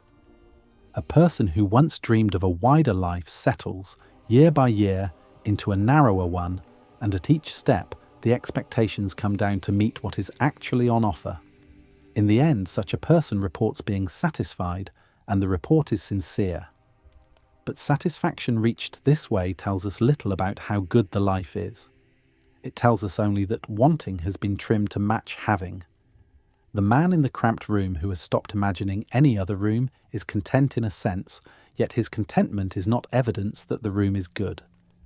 People in genuinely grim conditions often rate their happiness astonishingly high, not because the conditions are bearable, but because the human animal adapts to almost anything and calls the adaptation peace.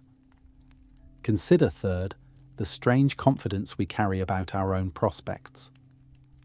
Ask people whether they are better or worse than average at driving, and almost everyone places themselves above the middle, which cannot be true of almost everyone. The same flattering error runs through the rest of life. We expect to live longer than the odds allow. We believe our own ventures will succeed where others fail, that our marriages will hold, though so many around us come apart, that the illnesses and accidents that strike other families will somehow spare ours. Each of us walks through the world quietly persuaded that we are the lucky exception. Most of us, by simple arithmetic, are wrong. Put these three habits together and a single conclusion follows. We forget the pain we have already suffered. We shrink our hopes until almost anything counts as enough, and we overrate the future at every turn. The mind that produces our cheerful self-reports is running all three of these distortions at once, every one of them tilting the verdict the same way, every one of them making the life look better than it is. So when someone tells us, sincerely, that their life is good, that they have no real complaints, that on balance they are glad of how things have gone, we are not hearing a clear reading from a reliable instrument. We are hearing the output of a mind designed to flatter its own existence. This is the heart of the quality of life argument. The felt goodness of a life is not the same as its real goodness, and the gap between them is not random. It runs always in one direction, toward the bright side, so that our lives are very likely worse, perhaps far worse than from the inside they seem. If that is so, then the most common reply to this whole tradition, that life simply does not feel as bad as the pessimists claim, loses much of its force. Of course, it does not feel that bad. It was never going to. The instrument was built to say so. In every act that brings a new person into the world, there is one party to the decision who is never consulted, and that party is the very person the decision is about. Two people, or sometimes one, choose to make a life. The life that results had no voice in the matter. It could not have. It did not yet exist, and a thing that does not exist cannot be asked whether it wishes to. So the most important choice that will ever be made about a human being, the choice of whether that human being shall exist at all, is the one choice in which the person concerned can play no part. Everyone who lives was placed into life by others. No one arrived by agreeing to come.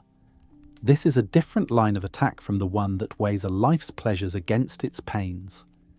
It does not depend on any claim that pain outweighs pleasure, or that the goods of living fail to balance its harms. It begins instead with a simple moral observation that we apply everywhere else without difficulty. There is a difference, and a large one, between doing something to a person and doing something for them. When we act for someone, we act on their behalf, in their interest, ideally with their blessing. When we act upon someone without their agreement, especially when the act carries serious risk, we take on a particular kind of responsibility. We have made ourselves answerable for whatever follows. Consider how carefully we guard this principle in ordinary life. A surgeon may not open a patient's body without consent, even to do good, even to save a life. A doctor testing a new treatment may not enroll a subject who has not understood and agreed to the risks. We treat the imposition of serious risk upon another person without their permission as something that requires justification, and often as something that cannot be justified at all. The reason is not squeamishness, it is respect.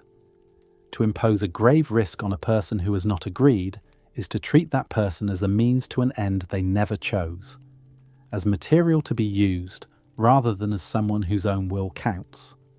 Now set procreation beside these cases. To bring a person into being is to enroll them without their agreement in the most total undertaking there is. It is not a single surgery or a single trial. It is the whole of a life, with every risk a life can carry folded inside it from the first moment. And the risks are not small. A life may bring ordinary disappointment, the slow accumulation of losses, the failures, and the loneliness that come to nearly everyone. It may also bring far worse. It may bring chronic pain that no medicine reaches, the death of one's own children, decades of illness, captivity, the dissolution of the mind, suffering of a kind that those who endure it sometimes say they would not have chosen any existence to reach. The person who is created cannot know in advance which life they will get. Neither can the people who create them. This is why some philosophers have come to describe procreation as a gamble. To make a new person is to place a bet, and to place it with someone else's whole existence as the stake. The one who creates does not know the outcome. They cannot know whether the child will live a life of reasonable contentment or a life of unredeemed misery, and a great deal of the difference lies beyond anyone's control, in accidents of body and circumstance that no parent can foresee or prevent. We would think it monstrous to gamble a friend's life savings on a wager we could not explain to them, even if the odds were good. Here the stake is not money, but a person's entire span of joy and suffering, and the strange feature of the wager is that the one whose existence is staked cannot be consulted, cannot accept the terms, cannot decline them. They are not at the table, they are the chips. A natural reply rises here, and it deserves a careful answer. Surely someone will say, most lives turn out well enough. Most people, asked, are glad to be alive. Why dwell on the worst outcomes when they are the exception? But notice what the consent argument is really claiming. It is not claiming that every life goes badly. It is claiming that the badness of the worst outcomes is not the kind of thing that can be averaged away. When you impose a risk on a person without their consent, you do not get to comfort yourself afterward by pointing out that the gamble usually pays off. If it does not pay off in this case, for this person, the suffering is real and it is theirs, and you are the one who placed them where it could reach them. The good fortune of the many does not discharge the responsibility owed to the one for whom the wager came due. A bet that goes well does not retroactively earn the right to have placed it. And there is a deeper asymmetry at work, not the one between pleasure and pain, but one between two ways of failing a person. Suppose a possible person is never brought into existence. No one is wronged. There is simply no party whose interests are set back, no one for whom the absence is a loss. The benefit of existence is simply not bestowed, and there is no one upon whom its absence falls. But suppose instead that the person is brought into existence and the life goes terribly. Now there is someone, a real and particular someone, who bears the full weight of that life, who can be harmed, who can suffer, who can curse the day. The failure to give a benefit to a person who does not exist costs that non-existent person nothing. The imposition of a serious harm on a person who does exist costs them everything. These two are not on the same moral scale. To withhold a good from no one is light. To impose a grievous burden on someone is heavy. This precise point was pressed with unusual rigour by the legal and moral philosopher Silenus in 1999. She noticed that the act of creating a person is unlike almost any other act we perform. In most of what we do for others, we can appeal to their consent or to their need or to the benefit we confer. We help a drowning man because he needs saving and would surely agree to be saved. But the person we create did not need to be created. Before they exist, there is no one there to need life, no one to want it, no one whose interest is served by being given it. There is no waiting party to benefit. And yet the moment we act, we summon into being someone who can be harmed in every way a human being can be harmed, and who never asked to be exposed to any of it. Schifrin argued that this makes procreation a strange and weighty act, because it imposes the full burden of existence, with all its potential for serious suffering, upon a person for whose sake, beforehand, there was no need to act at all. The benefit was given to no one who lacked it. The risk was given to someone who must now carry it. She did not conclude from this that having children is forbidden. Her point was narrower and harder to dismiss. It was that procreation cannot be the simple, obviously generous gift we usually take it to be, because it has this peculiar structure that no other gift has. We give it to a person who could not want it, and in giving it, we make them vulnerable to harms they could not consent to face. That alone, she held, should make us treat the act with a seriousness we rarely bring to it, and should make us slower to assume that those who bring a life into being have done that life nothing but good. The thought that remains when the argument is laid out plainly is quiet and difficult to set down. Every person who has ever suffered was placed within reach of that suffering by a choice made before they could speak. The choice may have been loving. It almost always is. But love does not erase the structure of the act. Someone decided, and someone else bore the consequences, and the someone who bore them was never asked, and could never have been asked, whether the whole vast risk was one they were willing to run. Set the formal arguments aside for a while. Leave behind the careful talk of asymmetries and consent and the weighing of one abstract good against another, and look instead at the plain thing that all of those arguments are circling, the thing that gives them their weight and their urgency. Look at the suffering itself. Before any philosopher has reasoned a single step, there is the simple, enormous fact of how much pain the world contains, how it is distributed, how deep it goes, and how little of it anyone ever chose. This is not a clever point. It is closer to an act of attention than to an argument, and yet, for many of the thinkers in this tradition, it was the real engine underneath everything else, the pressure they felt before they had words for it, the reason they kept returning to the question at all. Begin with the body, since that is where most suffering begins. A human life is a fragile arrangement, and the ways it can go wrong are almost beyond counting. There are the illnesses that arrive slowly and take their time, that hollow a person out over months or years, that turn a once ordinary day into a long negotiation with pain. There are the diseases that strip away first the strength, then the dignity, then the mind, so that the person at the end is not quite the person who fell ill. We all know someone who has gone this way, or we will. The dying that is gentle and surrounded by love is the exception we hope for, not the rule we can count on. Far more common is the slow erosion, the hospital light, the body becoming a thing that hurts.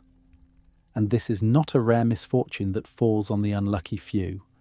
It is in some form the standard ending.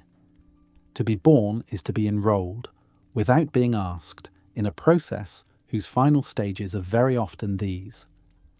Set beside the slow illnesses the sudden ones, the harms that arrive without warning and without reason. The accident on an ordinary road, the fire, the flood that comes in the night and takes a whole village while it sleeps, the earth itself, which we trust to hold still, opening and swallowing cities. Across all of recorded time, and across all the time before records, the planet has gone on producing these catastrophes with complete indifference to who stands in their path. The good and the wicked, the child and the elder, the careful and the careless are levelled together. There is no moral in it, no lesson, no fairness. The disaster does not select. It simply arrives, and afterward there are the survivors, who must somehow carry on inside lives that have been broken in the middle. And then there is grief, which is the most democratic suffering of all, because it is the one no life escapes. To love anyone at all is to take on, in advance, the near certainty of losing them or of being lost to them. Every attachment we form is also a wound we are agreeing to receive later. The parent who outlives a child knows a grief that has no natural shape, that the order of things was never meant to hold. But even the ordinary griefs, the ones that come in the expected sequence, are not small. To sit beside the empty chair, to reach by habit for a hand that is no longer there, to go on saying a name into a silence that does not answer, this is woven into the fabric of every long life. We do not usually count it as suffering because it is so universal that it seems simply like weather. But it is suffering, vast and continuous, and it is the unavoidable price of every love that anyone has ever felt. So far, this is the suffering we might call ordinary, the kind spread thinly and widely across nearly every life. But the tradition we are following did not look only at the average, it looked with a kind of unflinching honesty at the extremes. For there are lives, real lives, that contain suffering so severe and so prolonged and so entirely undeserved that no later happiness could ever weigh against it. The child who knows nothing of the world but pain and is gone before learning there could be anything else. The person held for years in cruelty or in agony, for whom each day is only the next day of the same. We flinch from these cases, and the flinching is itself a kind of evidence. We sense that something here cannot be repaid. You cannot go to such a sufferer afterward, if there were an afterward, and offer a sum of pleasures large enough to make it even. The arithmetic does not reach, and the thinkers in this tradition pressed on a hard and disturbing thought, that perhaps a single such life, one life of unbearable and unredeemed suffering, is by itself enough to put the whole enterprise of making new beings into question. Not because it is common, but because it is possible, and because no one bringing a child into the world can know in advance whether this will be such a life. When a new person comes into existence, no one can promise which life they will receive. Some lives do unfold this way, and no foresight rules it out, and nothing afterward can set it right. Now widen the frame past the human altogether, because this is where the accounting becomes truly immense, and where it becomes hardest to look away. For all the suffering we have spoken of so far, at least involves creatures who can name it, who can be comforted, who can hope. The living world beyond us has no such comforts, and its suffering dwarfs ours by an order we can barely hold in the mind. Consider how the natural world is actually built. Almost every creature in it lives only by the death of another. The structure of life on this planet is, at its foundation, a structure of predation, one animal feeding upon the body of a second, which fed upon a third. For the great majority of animals that have ever lived, existence has meant either hunting or being hunted, and very often it has meant the second. The gentle scenes we paint of nature, the meadow, the bird song, the herd grazing in the evening light, are the thin surface over a process that is, underneath, almost entirely composed of fear and flight and being eaten alive. And it is not only predation, it is starvation, which is the quiet and ordinary fate of countless creatures whose numbers must be culled by hunger so that the rest can live. It is disease, which moves through wild populations with no medicine and no mercy.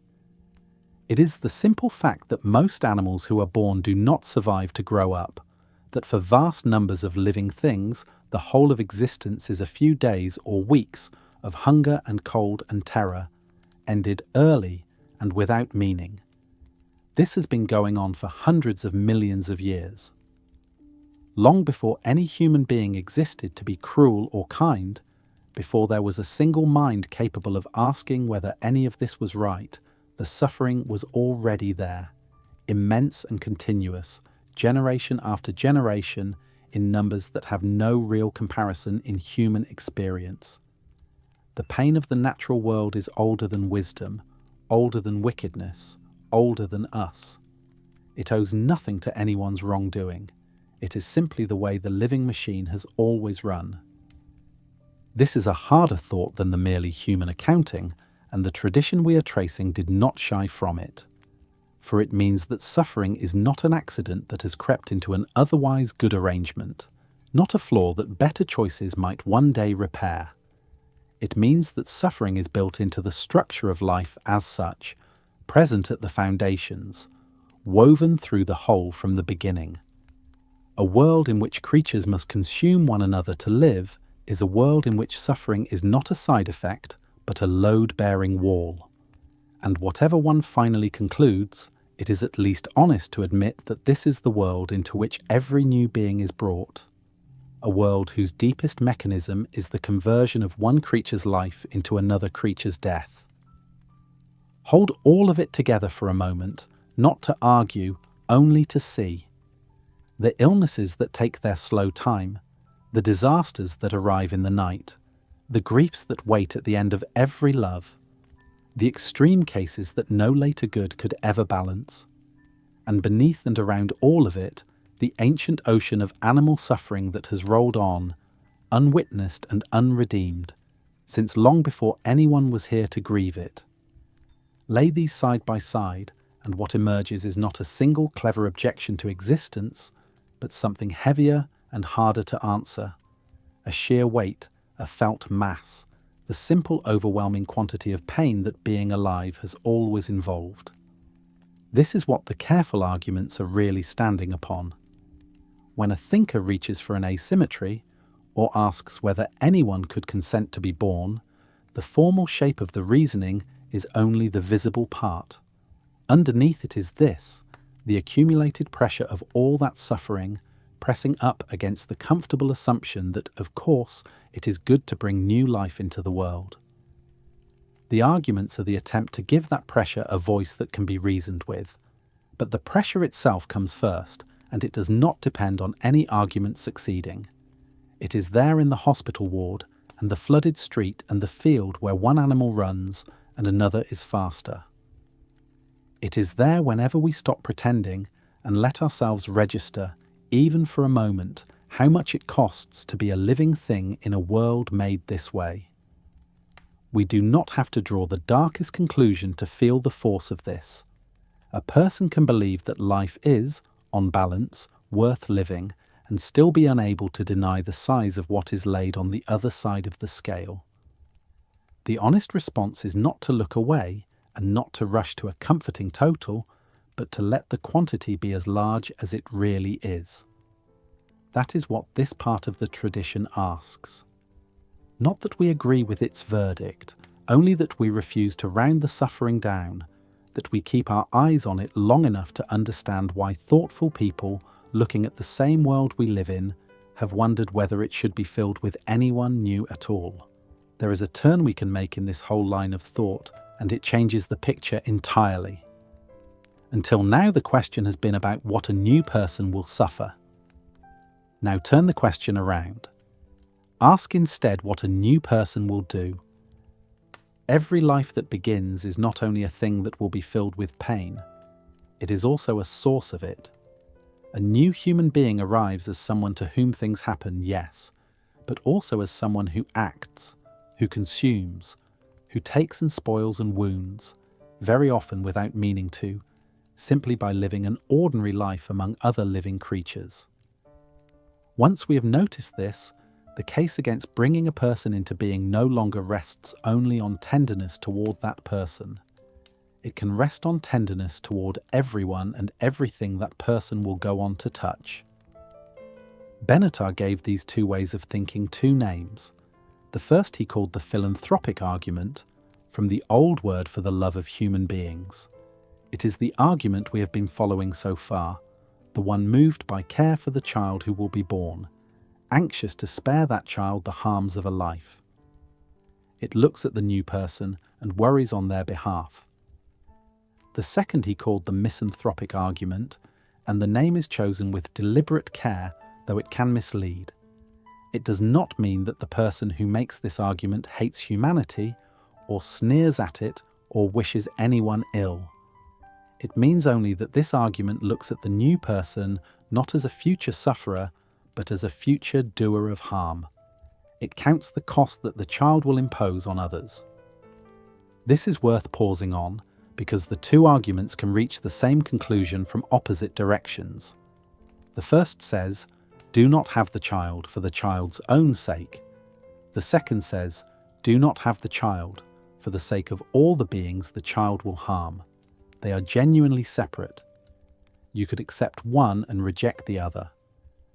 A person convinced that a human life is, on balance, a good thing for the one who lives it, a life worth having, might still pause over the second argument, because the second argument is not about whether the life goes well for its owner. It is about the wake the life leaves behind it. So consider that wake. Consider, first and most plainly, what human beings do to one another. We do not need the great atrocities of history to make the point, though they are there, the wars and the cruelties that one generation visits upon the next. The point is quieter and more ordinary than that, and harder to dismiss for being ordinary. Almost every person who lives a full life will, somewhere along the way, deceive someone who trusted them, wound someone who loved them, take more than their share, and turn away from a need they could have met. Most of us are decent. Decency is not innocence. The decent life is still threaded through with small betrayals and casual unkindnesses, the harm we do in haste, in fear, in self-interest, in simple thoughtlessness. To make a new person is to add one more participant to this long exchange of injuries, one more set of hands that will, over a lifetime, leave marks on other people. Even the gentlest of us does this. There is no version of a human life that touches no one and costs no one anything. Then widen the circle past our own kind. Here the figures grow strange and vast, and they are worth stating slowly, because they are easy to know and easy never to think about. Every year, human beings raise and kill animals for food in numbers that run into the tens of billions of land creatures, and into the trillions if the fish drawn from the sea are counted. These are not abstractions. They are individual lives, most of them spent in confinement. Most of them ended young. The great majority of them lived for no other reason than that we wished to eat them. A single human being, over a single lifetime, eating in the ordinary way of an ordinary place, is responsible for thousands of these deaths. Not as a monster, as a customer. The harm is done at a distance by people who never see it and would likely be sickened if they did. And it is done all the same, and it is done in our name and at our request. To bring a new person into a world arranged this way is, among other things, to commission another lifetime's share of that killing. And then widen the circle once more to the living world itself, the soil and the water and the air and the countless creatures we never raise or eat, but simply crowd out. Every human life now draws on that world and returns waste to it. We clear the forests that other species live in. We empty the rivers and foul the seas. We warm the whole climate by the way we heat our homes and move ourselves about and grow our food. None of this requires malice, and almost none of it is anyone's intention. It is the ordinary footprint of an ordinary life, lived at the scale we now live it, multiplied by the simple fact of one more person being here to live it. A child born today inherits not only the joys of the world, but a place in this machinery of consumption, and will, by no fault of their own, take a turn at running it. To make that child is to add their portion to the whole. Now we can see the shape of the argument in full. The familiar case against birth, the one that has run through almost everything so far, asks us to look at the newcomer and see how much they will be made to suffer. This second case asks us to look at the newcomer and see how much they will be made to cost and to whom. It asks us to keep a different ledger. On the one side stands whatever good the new life will contain for the one who lives it, the loves and the pleasures and the bright ordinary mornings, all that is real and not to be waved away. On the other side stands everything that life will take from others, the pain the person will cause to other people, the animals that will die to feed and clothe and serve them, the share of a wounded world that their living will use up. And the unsettling possibility this argument forces upon us is that the second column may be the heavier one. For notice what follows. A life can go beautifully for its owner and still come out badly in this accounting. The person can be happy and kind by the measure of their neighbours and glad to be alive and never once wish themselves unborn, and the world can still, on their account, contain more harm at the end of their life than it did at the beginning. Their happiness does not cancel the deaths their appetite required. Their kindness to those near them does not undo their distant share of the general damage. The two things sit in different columns and do not pay each other off. This is the hard heart of the misanthropic argument. It is not that any particular person is wicked. It is that a human life, even a good one, even an enviable one, seems to be a net loss for the rest of the world, a transaction in which the gains are gathered up by the one who lives, and the costs are scattered across everyone and everything else. You do not have to be persuaded by this to feel its weight. It asks a question we are not used to asking when we think about whether to bring a child into the world. We are used to asking whether the child will be loved, whether the child will be safe, whether the child will be glad to have come. Those are the questions of the first argument, the kind one, the one that looks at the child's own face. This argument asks us to look past that face, at everyone standing behind it, the people and the animals and the unborn generations who will pay some part of the price of one more human being. And it suggests, soberly and without hatred, that to make a new person is to do them a possible kindness and the world a measurable harm. There is a living American writer of horror stories who once set his ghosts aside, wrote a single strange book, and produced what may be the most literary work of dread the whole pessimist tradition has ever owned. His name is Thomas Ligotti. He was born in 1953, and in 2010 he published a long, unsettling meditation called The Conspiracy Against the Human Race. It is not a novel, though a novelist wrote it. It is a work of philosophy wearing the costume of horror, an attempt to say plainly and at length what his fiction had only ever whispered. And what it says is that the one thing we prize most in ourselves, the awareness that lets us think and plan and name ourselves the highest of the animals, is not a glory at all. It is closer to a sickness.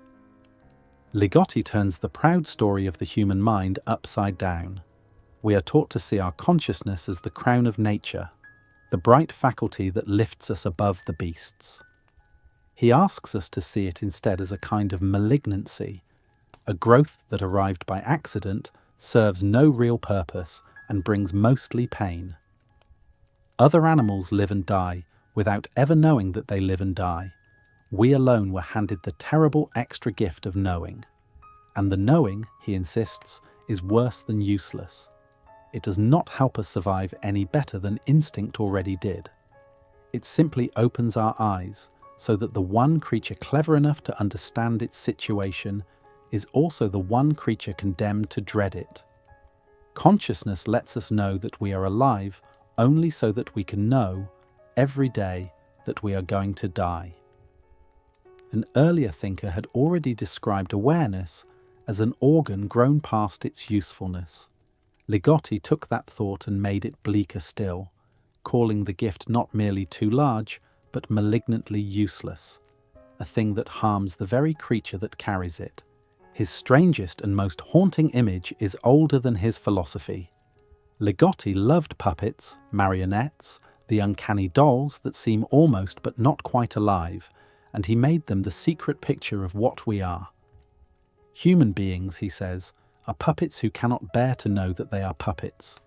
We are moved by forces we never chose, by chemistry and instinct and a will working beneath us, jerked along on strings we cannot see, and yet we are sure, every waking hour, that we are the free authors of our own motion. Here the malignant gift performs its final trick. Consciousness, the very thing that could in principle reveal the strings, spends nearly all its strength hiding them. It works tirelessly to persuade us that we are not puppets, that we stand upright on our own, that being alive is fine, is natural, is perfectly all right. We tell ourselves this story not because it is true, but because we cannot keep going without it. To Ligotti, the whole project of ordinary human cheerfulness is this one long act of self-persuasion, a puppet insisting through its painted smile that nobody is holding the strings. What makes the book matter beyond its gloom is that Ligotti is a gatherer. He read the pessimists who came before him, the philosopher of the blind striving will, the lonely apostle of the will to die, the sleepless aphorist who called birth the catastrophe, and he drew their scattered verdicts together into a single modern statement written in plain cold prose by a man with no academic post to protect and nothing to sell but the truth as he saw it. He is their literary heir, the one who carried the old conviction out of the 19th century library and set it down, fully formed, in our own time. He did not soften it. If anything, he stripped away the consolations the older writers had still allowed themselves and left the bare claim standing that to be conscious is to be harmed, and that the kindest verdict on existence may be the oldest one. And then, in a way none of his predecessors ever managed, his sensibility escaped the page. In 2014, a celebrated American crime series, the first season of True Detective, gave its brooding lead investigator long stretches of speech that came almost directly from this way of seeing the world.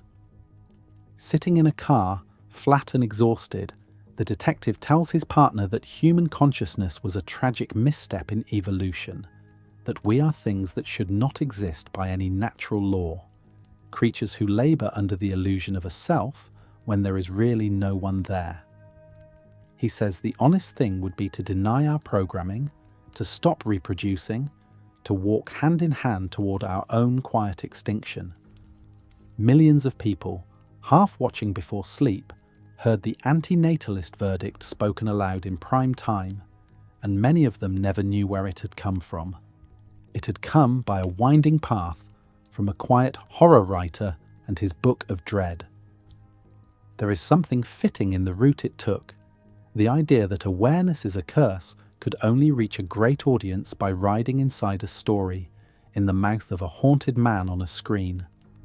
The malignant gift, after all, is partly the gift of making stories, of narrating our own lives to ourselves so that we can bear them. Ligotti simply asks what happens when the story turns and looks back at the teller and sees the strings. The verdict found its way out of the philosopher's studies and into stories. It moved into novels and plays and short poems, and through them it reached people who would never open a work of argument. A reader who sets down a treatise after a single paragraph will follow a tale to its end and grieve over it and carry it for years afterward. So the oldest of conclusions found a second road into the world. It travelled as literature, where it did not need to be proved, only felt. It came dressed as a character one could pity, as a single unforgettable image, as a few plain lines of verse, and in that ordinary clothing it slipped past the guard that a formal argument always rouses. People who would have argued back against a philosopher simply wept at a book and let the thought enter them unopposed. Take the late Victorian novel that pressed this hardest. Thomas Hardy published it in 1895, and it tells of a poor, self-taught man, a country stonemason who teaches himself Latin and Greek by candlelight and dreams of the great university on the hill. The university shuts its doors to him because he is poor and unconnected, and from there his life narrows and darkens through a wrong marriage, a loving and forbidden union, poverty, and the contempt of respectable people.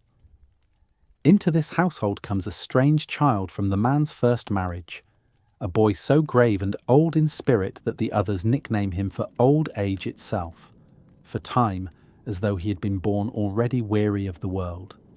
He never plays. He watches the adults with the eyes of someone much older, and he takes their troubles into himself as a fact about existence rather than a passing hardship. One day the family, turned away from lodging after lodging because the children are too many and the parents unmarried in the eyes of the town, sit in a rented room, and the boy asks his stepmother why people like them were ever brought into the world. She tells him, carelessly and out of her own exhaustion, that there are simply too many of them. The child takes the words not as a complaint but as a verdict, and as a thing that might be put right. While the adults are out, he hangs the younger children and then himself, and he leaves behind a short note in a child's clumsy misspelling, saying only that it was done because they were too many. Hardy gives the horror no comfort and no lesson. The boy has reasoned, in his child's way, straight to the heart of the old idea, that the surest cure for the suffering of the born is that they should not have been born at all, and that since they already exist, the next thing is to undo it. The book was attacked so fiercely on its appearance that Hardy, wounded, gave up novels altogether and wrote only poems for the rest of his long life. But the scene had done its work. It had carried the verdict, in its most unbearable form, to a vast ordinary readership, and it lodged there. Half a century later, the same thought appeared again, stripped now of story almost entirely, compressed into a single image on a bare stage. Samuel Beckett wrote a play, first performed in 1953, about two ragged men who wait by a road beside a single tree for someone who never comes. Nothing happens, twice. Near the end, one of the characters, suddenly furious at being asked about time and about when things occurred, refuses to measure life in days or years at all. He says instead that women give birth astride a grave, that the light gleams for an instant, and then it is night once more. In that one sentence, a whole human life is folded shut. Birth and death are not the far ends of a journey, but almost the same moment, the cradle set directly over the open grave, the brief gleam of a lit existence flaring and going out while the gravedigger already stands waiting with his lamp. There is no plot to soften it, no character whose particular sorrow we might blame on circumstance. The image makes the claim general and final. To be born is to be given a single flash of light between two darknesses, and the play asks, very quietly, whether so brief a gleam was worth the lighting. And then there are the poets who said it plainest of all, without scene or symbol, in the flat voice of someone giving practical advice. The most quoted of them is an Englishman, a librarian by profession, careful and unshowy, who published a short poem in 1971 that became, against every expectation, one of the best-known poems of its century. It is built on a simple and terrible mechanism. Your parents, it says, hand down their faults to you, not always meaning to, often adding extra faults of their own just for you, faults they themselves received from their own parents before them. The hurt is not invented fresh in each generation. It is inherited, passed from hand to hand like a flaw in the blood, and it deepens as it descends, each generation receiving the damage of the last and adding its own portion before passing the whole increased sum to the children it makes in turn.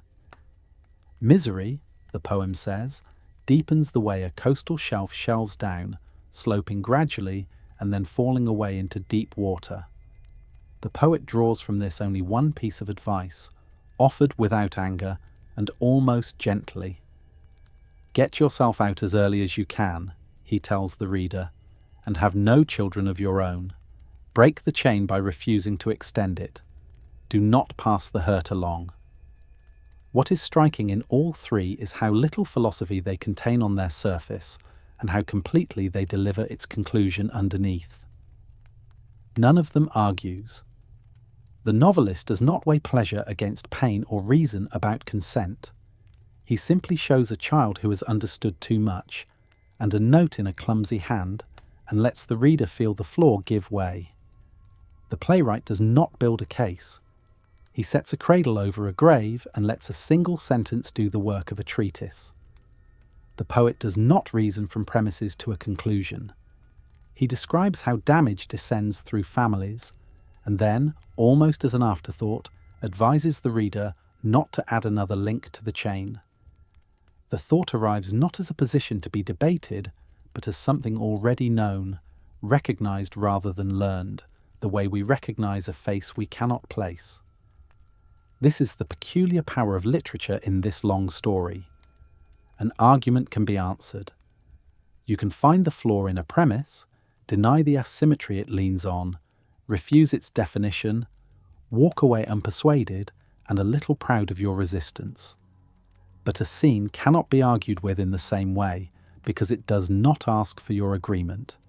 It asks only that you look, and once you have looked, you cannot unsee the child's note or the gleam between the two darknesses or the slow shelving down of inherited grief. The reader who would never accept that coming into existence is a harm may still close the novel certain that those children should never have been born into such a world, may still carry the cradle and the grave together in the mind for the rest of an evening, may still, reading the librarian's quiet counsel, feel something in himself nod before his reason has had time to object. So the verdict that the wisest men had reached by long thinking was delivered to everyone else by feeling. It came in the books people read on trains, and the plays they saw on a single restless evening, and the poems they half memorized without meaning to. It did not require its readers to follow a chain of reasoning, only to be human, to have been a child once, to have parents, to know that the light does not stay. Whatever the philosophers proved or failed to prove in their studies, literature made sure the thought would not stay there. It put the oldest verdict into the common stock of things that ordinary people already, somewhere, suspect. Against the whole long line of thinkers who looked at existence and concluded that it would have been better never to begin, there stands one great adversary, and his name is Friedrich Nietzsche. He was born in 1844, and his mind went dark in 1900, and in the years between he did something none of the others attempted. He did not look away from the suffering they had catalogued. He did not deny a single one of their grim observations. He took the oldest and heaviest verdict that human beings have ever passed upon their own lives, the wisdom of Silenus, that ancient claim that the best thing of all is never to have been born, and he set himself the task of answering it, not with comfort, not with a softer picture of the world. He answered it with a yes so total that it could swallow the suffering whole and still want more. This is what makes him the true counterweight to everything the pessimists built. The others were honest about pain and concluded against life. Nietzsche was just as honest about pain and concluded for it. He is not the cheerful optimist who has never suffered and therefore finds the world agreeable. That kind of optimism he despised more than any pessimism, because it was shallow, because it had not looked. His affirmation was meant to be the affirmation of a man who had looked at the very worst and refused, in full knowledge, to wish it away. He came to this position the hard way by first belonging to the other side. As a young man, he fell under the spell of Schopenhauer, the great philosopher of pessimism, and for years he called himself a disciple, carrying that bleak and powerful system around with him like a second self. Then slowly, and then completely, he turned. He became Schopenhauer's sharpest opponent, the man who had learned the case for despair from the inside and spent the rest of his life building its refutation. There is no convert so thorough as the one who once believed. The struggle is already audible in his very first book, published in 1872, the work known in English as The Birth of Tragedy. It is a strange and youthful book about ancient Greek drama, but at its heart sits the wisdom of the satyr, that ancient verdict against ever having been born. Nietzsche puts that wisdom at the centre of the Greek world. He says the Greeks knew the horror of existence, knew it more deeply than anyone, looked straight into the depths of suffering and meaninglessness. And then, he says, they did not collapse. They made tragedy. They made art so beautiful and so unflinching that it allowed them to bear the truth and even to find existence justified as a thing of terrible beauty. The Greeks answered Silenus not by arguing with him, but by creating something that made life worth the suffering it cost. That early thought, the turning of horror into something that can be affirmed, became the seed of everything he wrote afterward. What grew from that seed has two names, and they are the heart of his answer to the whole tradition. The first is the love of fate, and by it he meant something far harder than acceptance. Acceptance puts up with what it cannot change. The love of fate goes further. It wants what has happened, all of it, exactly as it happened. Nietzsche set himself the goal of reaching a state in which he would not wish a single thing in his life to be other than it was, not forward, not backward, not in all eternity.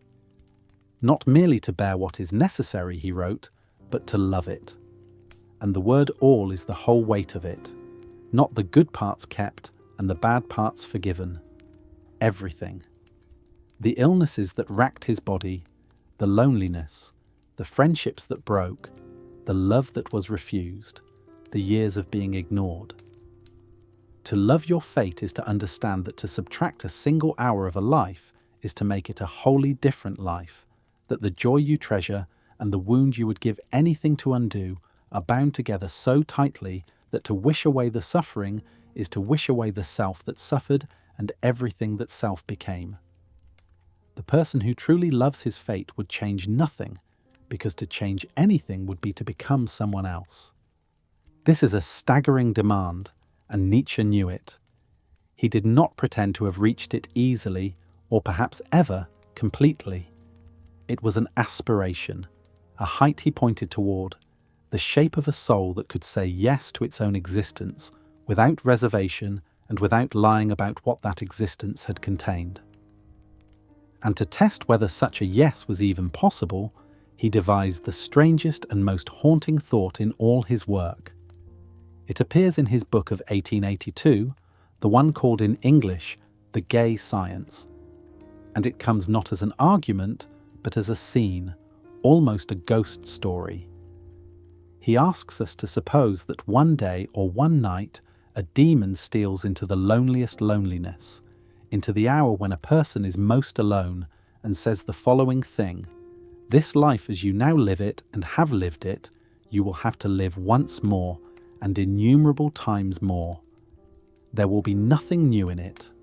Every pain and every joy, every thought and every sigh, everything unspeakably small and unspeakably great, all of it will return, in the same order, down to the spider in the moonlight between the trees, down to this very moment, and the demon itself.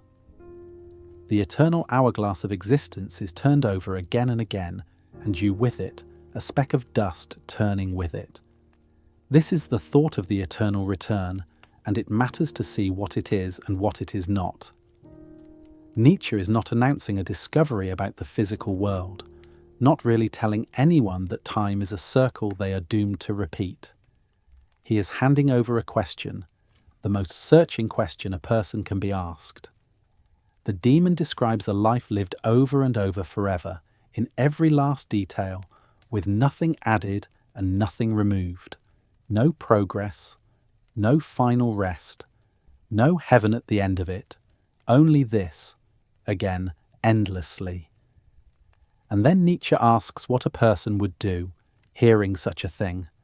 Would the person throw himself down and gnash his teeth and curse the demon who spoke?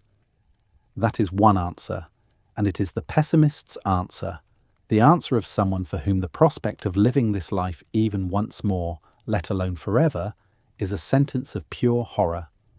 If the thought crushes a person, it reveals something true. It reveals that somewhere in the soul he has already passed the verdict of Silenus upon his own existence, that he does not want it, that he is enduring his life rather than wanting it. But there is another answer, and reaching it was the whole labour of Nietzsche's life. A person might have lived a moment so tremendous that he would answer the demon differently. He might fall to his knees not in despair, but in gratitude, and call the demon a god, and say he had never heard anything more divine. To meet the thought of eternal return with joy, to hear that one will live this exact life again without end, and to want it, to crave it, to find that the prospect lifts rather than buries, that is the summit. That is what it would mean to be so well disposed toward oneself and toward life that one would crave nothing more fervently than this last eternal confirmation and seal. So the eternal return works like a scale that weighs a whole existence in a single instant. It asks the question the entire tradition of pessimism had been asking all along, only now it asks about one particular life and demands a felt answer rather than a clever one. The pessimist had argued that non-existence is better than existence in general. Nietzsche turns the abstraction into something no one can escape. Here is the life, the real one, the one being lived right now. Eternity is offered to it. Is it wanted? The demon does not let anyone answer for humanity in general. He makes each person answer for himself. And notice what this affirmation is not. It is not the claim that suffering is good, or that pain does not hurt, or that everything happens for some hidden benevolent reason. Nietzsche offers no such consolation. He does not redeem suffering by explaining it away. What he offers is harder and stranger, the possibility that a person could affirm a life that contains real and unredeemed suffering, could say yes to the whole of it, suffering included, not because the suffering was secretly good, but because it belonged to a life that, taken whole, the person would still choose. He called the deepest form of this the tragic. Tragedy, for him, was never pessimism. Tragedy was the highest yes, the affirmation that comes after a man has seen everything the pessimist has seen and refuses, with full sight, to draw the pessimist's conclusion. The tragic yes does not turn suffering into pleasure. It turns the sufferer into someone who can carry it and still love being alive. This is why Nietzsche stands where he stands among the thinkers who wish they had never been. He is the one who heard the satyr's verdict as clearly as any of them, who knew the case for despair from his own years inside it, who never once pretended the world was kinder than it is, and who answered out of all that knowledge with the most demanding yes anyone has ever tried to say. Whether a human being can actually reach the place he pointed to, whether anyone can truly love every hour of a life that held grief and humiliation and loss and want every hour of it back forever, is a question he leaves standing in the room. He did not claim to have settled it. He claimed only that it was the question on which everything turns, and that to live in such a way that one could answer yes was the heaviest weight and the greatest gift a person could be handed.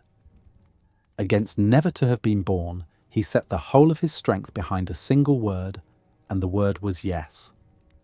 There is one objection that arrives almost before the argument has finished speaking, and it sounds less like a question than an accusation. If coming into existence is a harm, if it would truly have been better never to have begun, then why go on at all? Why does anyone who already exists not simply step out of life? And why, above all, do the philosophers who say these things keep on living, eating their breakfasts, writing their books, growing old in the ordinary way? The unspoken charge is that they cannot really mean it. A man who tells us that birth is a calamity and then troubles to renew his library card seems to have answered himself with his own continued heartbeat. The objection has force, and the careful thinkers in this tradition do not pretend it has none. They meet it head-on, and their answer turns on a single distinction, which is perhaps the most important thing the whole position has to teach. It is the difference between never starting a life and ending a life that is already underway. These look like two roads to the same place. The absence of a person. They are not the same road. To say that it would have been better not to begin is simply not to say that it is better to stop. Consider where the two cases part. Before a person exists, there is no one there. There is no one to be deprived of anything, no one with plans cut short, no one who will be missed at the table, no one who suffers the loss. A merely possible person, the child who is never conceived, has no projects to abandon and no morning he was looking forward to. Not bringing him into being takes nothing from him, because there is no him from whom anything could be taken. This is the quiet centre of the antinatalist claim, the place where the asymmetry between pain and pleasure and the thought that no one can consent to being born both come to rest. The person already alive is a wholly different matter. He is not a possibility. He is here, with a history behind him and a future he is leaning into. He has people he loves and who love him, work he has not finished, a book half read on the bedside table, a conversation he means to continue tomorrow. He is, each of us is, deeply invested in his own going on, woven into a web of attachments and hopes and unfinished things that did not exist before he did, and that his ending would tear apart. To go on living is, for almost everyone, an interest of overwhelming weight, not a debt grudgingly paid. And ending a life that is already underway does enormous harm. It harms the one who ends, who had that future and those attachments, and loses every one of them at a stroke. It harms terribly those left behind, the parents and partners, and friends and children who must carry the grief, who must live in the long shadow of it for the rest of their own lives. None of this weight falls in the other case. None of it. The child never conceived leaves no grieving widow, no motherless son, no friend turning the loss over at 3 a.m. There is simply no one there to be wronged, and no one left behind to mourn. So the two situations, which the objection quietly treats as one, could hardly be more different in everything that matters. This is why antinatalism is not, and has never claimed to be, a recommendation of death. It is a claim about beginnings. It says something about the act of starting a new life, and almost nothing that points towards shortening the lives that already exist.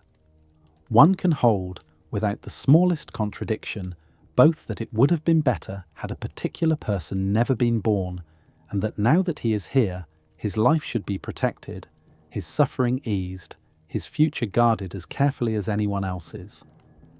The view looks back at the threshold of birth. It does not stand at the bedside urging anyone toward the door. Benatar, whose version of the argument is the most precise the modern tradition has produced, makes exactly this reply, and he makes it without flinching. He does not dodge the question of why he himself goes on living, nor does he pretend the question is unfair. He grants its force and then draws the line clean. To have been started into life may be a misfortune for the one who must live it. It does not follow that the kindest thing, or the rational thing, is to end that life, because by the time the question can even be asked, there is already someone there with everything to lose. The harm of never existing, if it is a harm at all, falls on no one. The harm of dying falls on a particular person, and on everyone who held him dear. So the question, why not simply die, sharp as it sounds, misses its target. It assumes that to regret a beginning must be to long for an ending, and these are not the same longing, nor anything near it.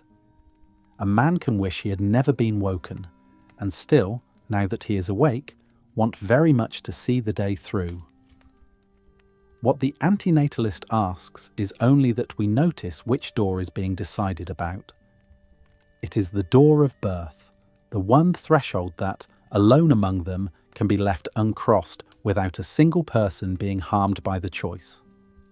It is only fair, having laid out the case for the prosecution, to give the defence its full hearing. The argument that it is a harm to bring a new person into the world has not gone unanswered. It has been met point by serious philosophers who find it unpersuasive, and their objections deserve to be put at their strongest, not dismissed in a sentence. A position is only as good as the best case against it, and the best case against this one is considerable. The strongest version of the argument turns on a single claim, that pain and pleasure are not mirror images of each other. The whole modern case rests, in its most rigorous form, on one quiet step. The absence of suffering, it says, is good even when there is no one to enjoy that good, while the absence of pleasure is no loss at all unless there is some actual person deprived of it. If we grant that step, never being born comes out ahead every time.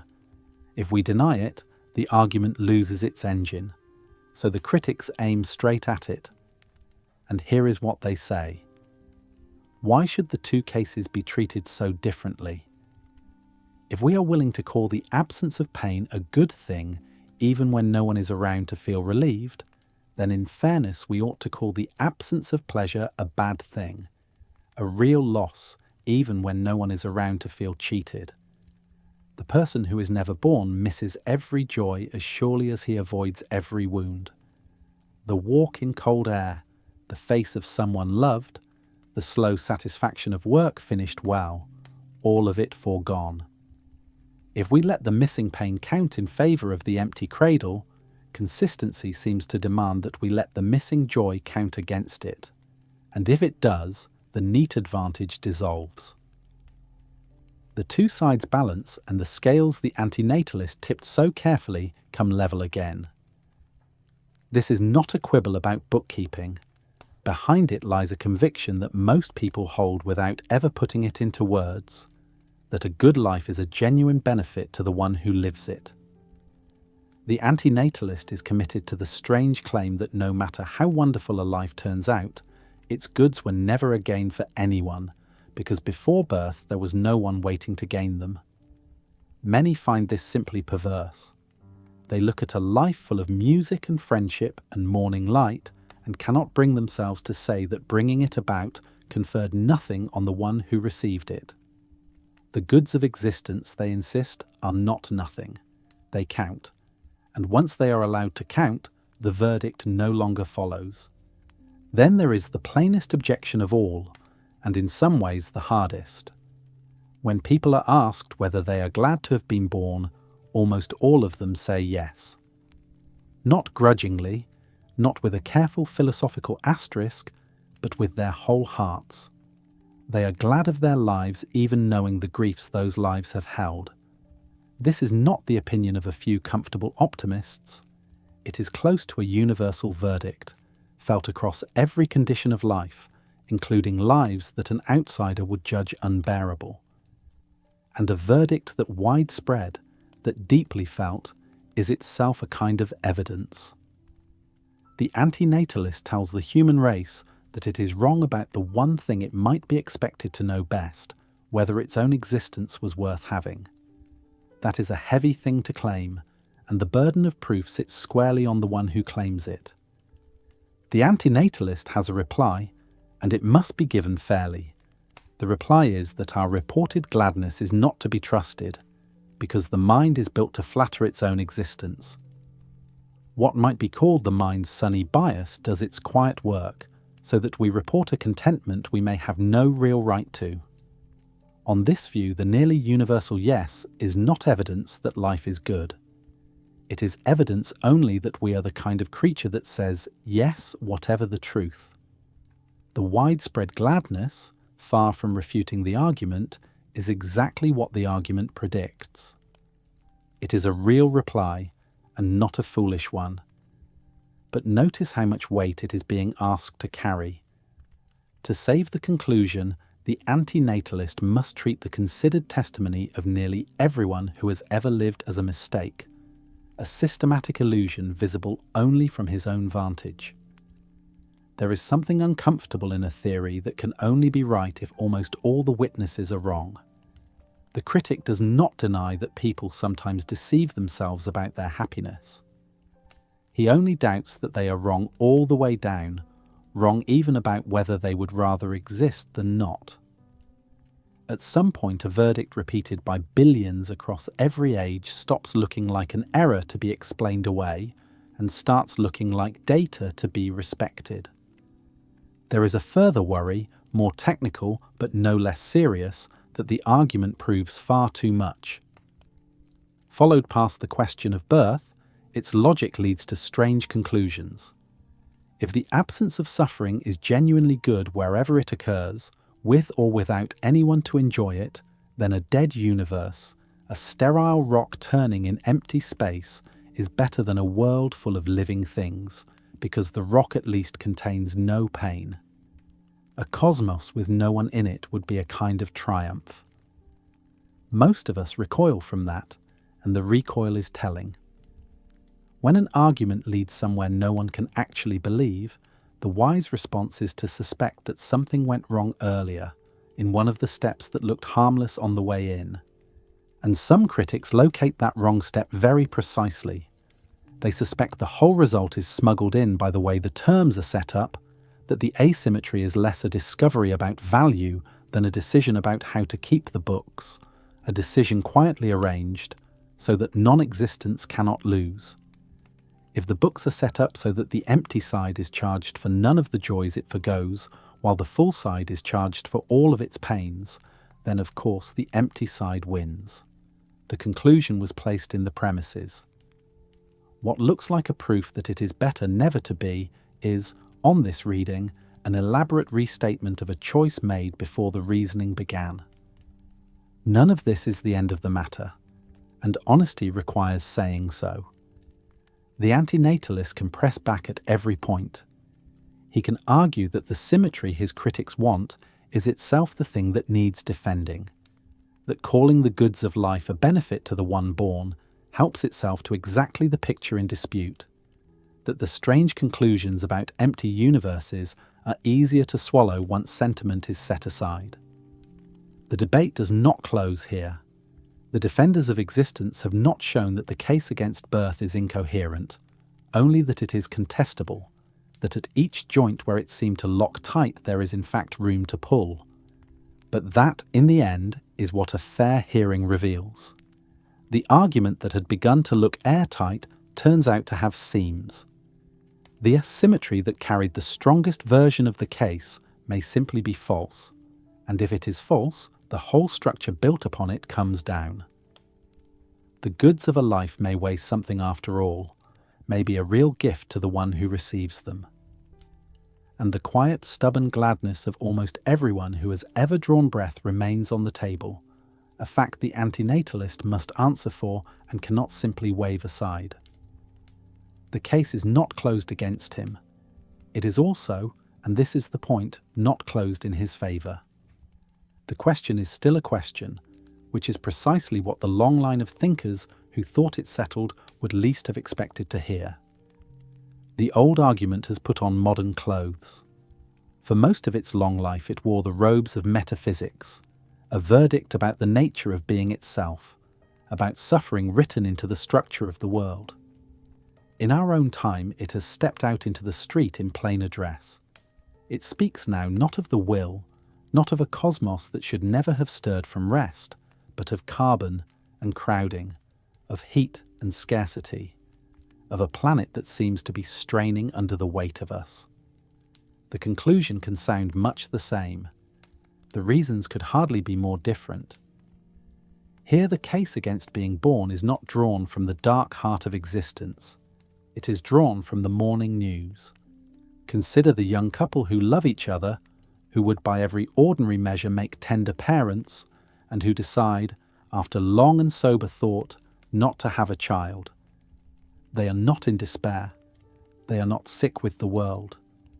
They look at the decades ahead at the rising seas and the burning summers and the uncertain weather of the next century, and they ask a simple question: what kind of life would we be handing to someone who cannot yet refuse it?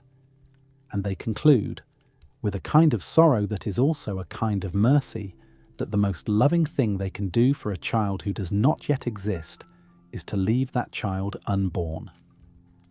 This is a quiet decision made in millions of kitchens. It rarely announces itself. It rarely calls itself by any grand name at all. We might call the feeling behind it a birth strike, though the phrase is grander than the mood. The mood is more like a held breath.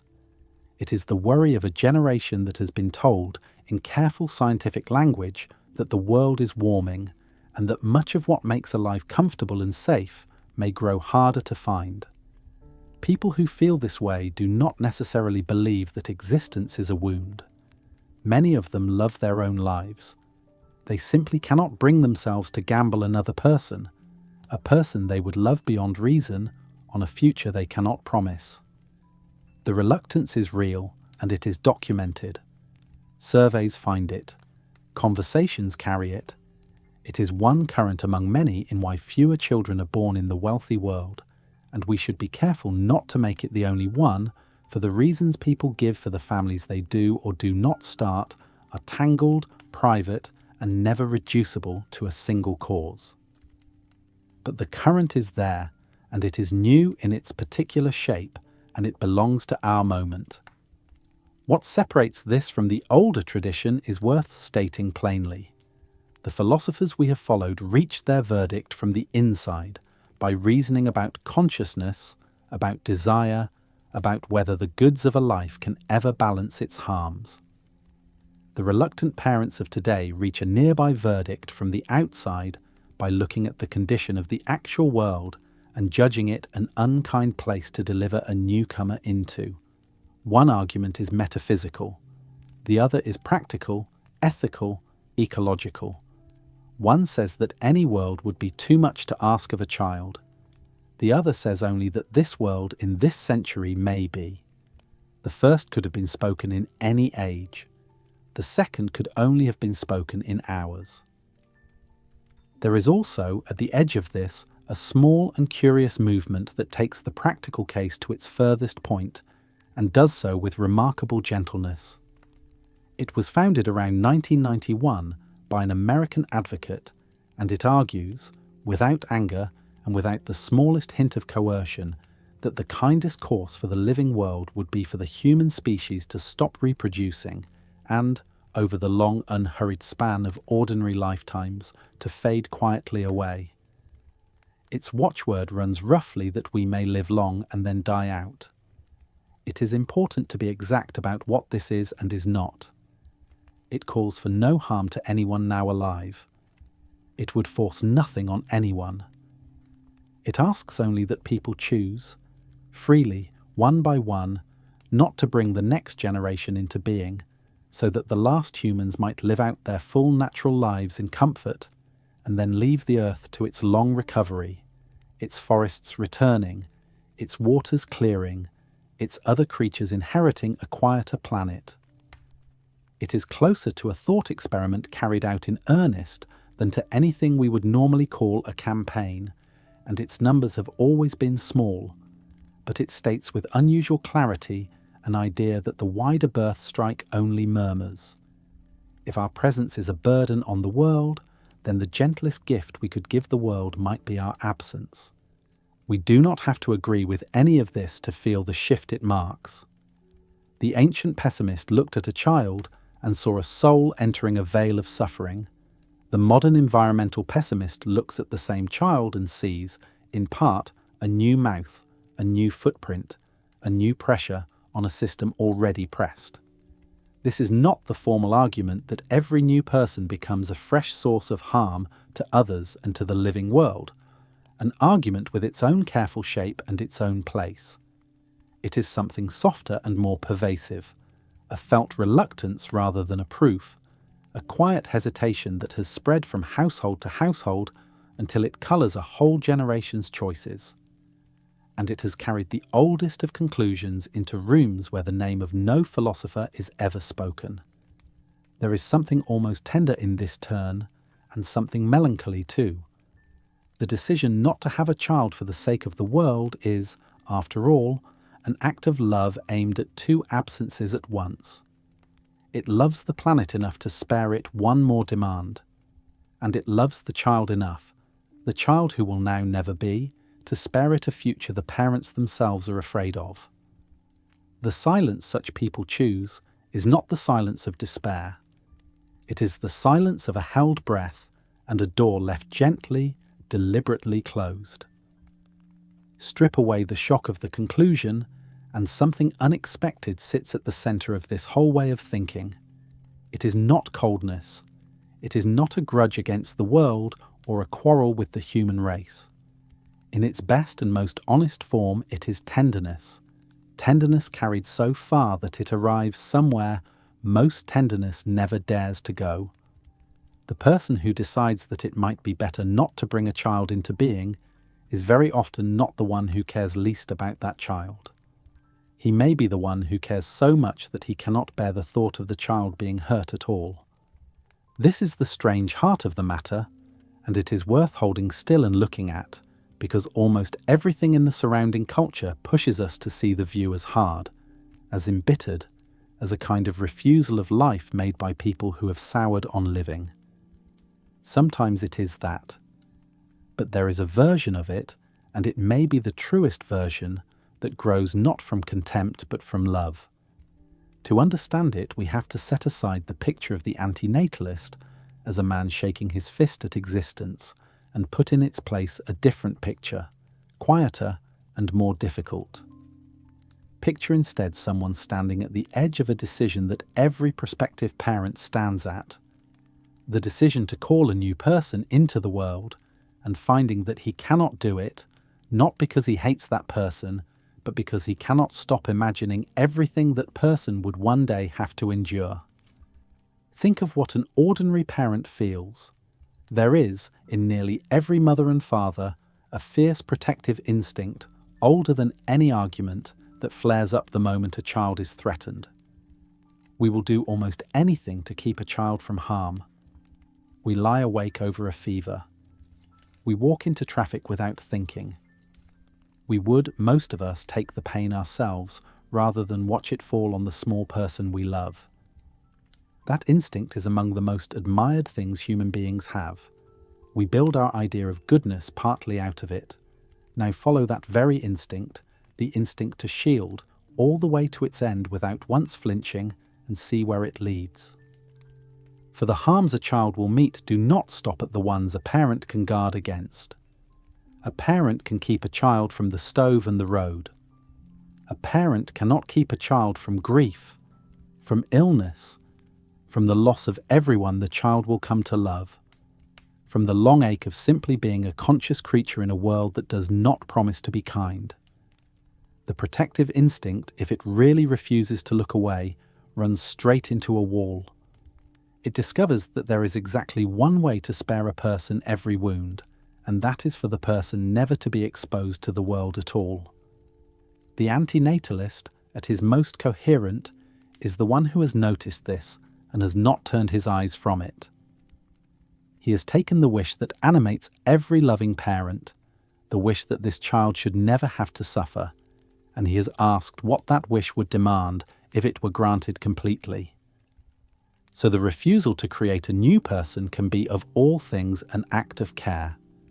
Not an act of rejection aimed at someone, for there is no one there yet to reject, but an act of mercy aimed at a possibility, the possibility of a being who would have had to carry a life. We are used to thinking of love as something that brings people toward us, that gathers and holds. Here is a love that expresses itself by holding back, by declining to summon a person into the reach of everything that could hurt them. It is a love without an object, love for someone who will now never exist, and that is part of what makes it so hard to recognize as love at all. This is the reframing, and once it is in view, the whole tradition looks different. The wish at its core is not that the world should be emptied. It is that no one should ever again have to be the one who is broken by the world. It is the same wish a person feels at a hospital bedside or reading the news of some faraway catastrophe, the wish that this, whatever this is, should not have had to happen to anyone. The thinkers we have followed turned that wish from a feeling into a principle. They asked whether the surest way to honour it might be to stop adding new people to the list of those it can happen to. Whatever we make of their answer, the wish underneath it is one almost every decent person already shares. And yet to see the compassion clearly is not to be spared the cost, and honesty requires that we weigh the cost without softening it. A view like this asks for something enormous. It asks people to give up the children they might have had, and with them the particular faces, the particular voices, the small hand closing around a finger, all the unrepeatable life that would have come. It asks them to leave the future unfilled, to be the place where a family line goes quiet, to let a house stay empty of the people who were never born into it. These are not small renunciations. They are among the largest a human being can be asked to make, and they cut against something that may be the oldest longing we have. For underneath nearly everything our species has ever done lies the impulse to make new life and to pass the world on. We plant for harvests we will not see. We build for grandchildren we will never meet. We tell our children the stories our own parents told us and feel in the telling that we are handing something forward across the dark. This is not a shallow instinct or a mere accident of biology we can shrug off. It is bound up with our sense that life is worth continuing, that the human story should go on, that the answer we give to existence is yes, again, once more. The view we have been tracing sets its tenderness directly against that longing, and the two do not easily make peace. One says, do not let this person be hurt. The other says, give the world to someone new, the way it was given to you. A thoughtful person can feel the full pull of both at once, and feel, in feeling it, that something here cannot be resolved without loss. That unresolved tension is the real shape of the thing, and we should not pretend it away in either direction. The antinatalist who admits the cost, who knows what is being set down and grieves it, is far more serious than the one who acts as if nothing is lost. And the parent who chooses to have a child, who knows the child will suffer and chooses anyway, is making a wager about whether the goods of a life can answer for its harms, a wager whose terms we have already seen drawn out. Neither of them is a fool.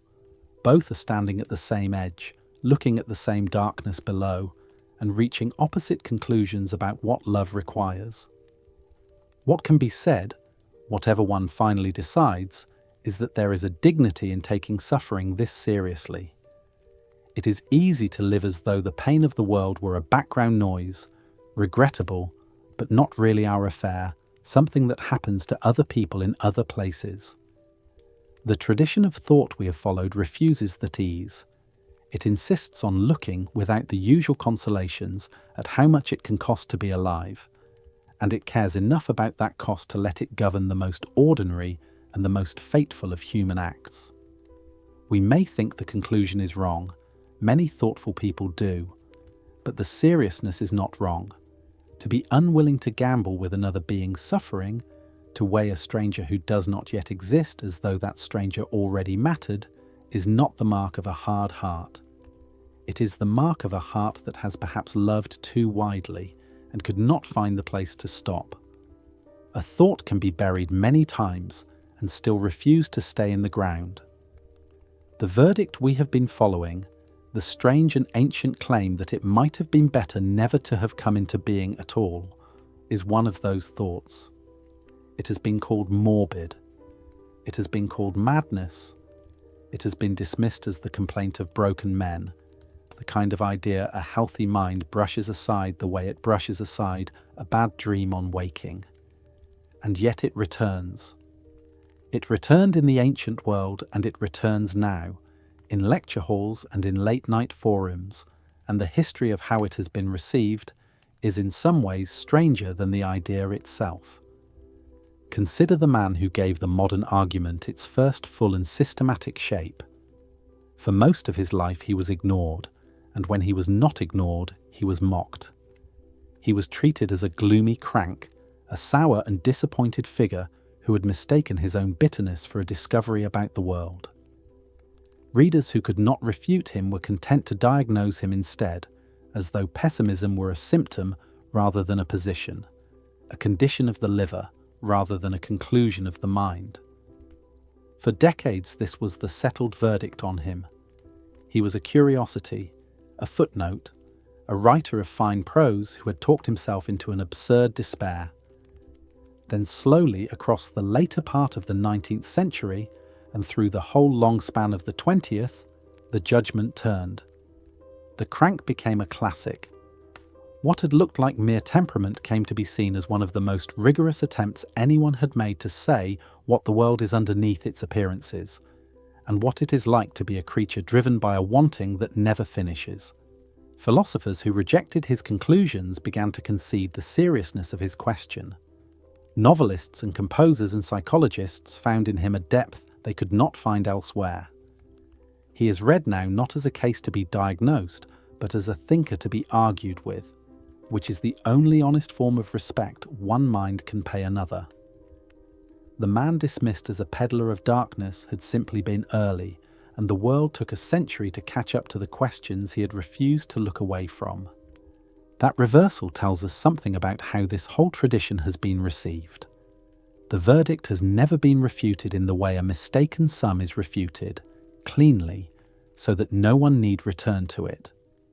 Instead, it has been pushed to the margins, and then drawn back to the centre, and then pushed out again in a rhythm that follows the confidence of the age more than the strength of the arguments.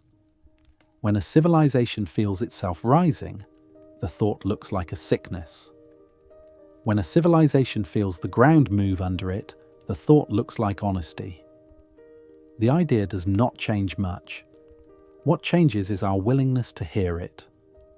In our own time, the willingness has returned, and it has returned with a new respectability. The pivot came with Benatar, whose argument gave the old verdict a sharp modern form and pressed it with a philosopher's patience. What was remarkable was not the claim itself, which was ancient, but what happened to it. It was not waved away. It was taken up in the journals and answered there, point by people who thought it was wrong and felt obliged to show why. Articles were written against it, and then articles in reply to those, and a literature grew up around the question the way a literature grows up around any serious problem that refuses to resolve. The argument had crossed a line.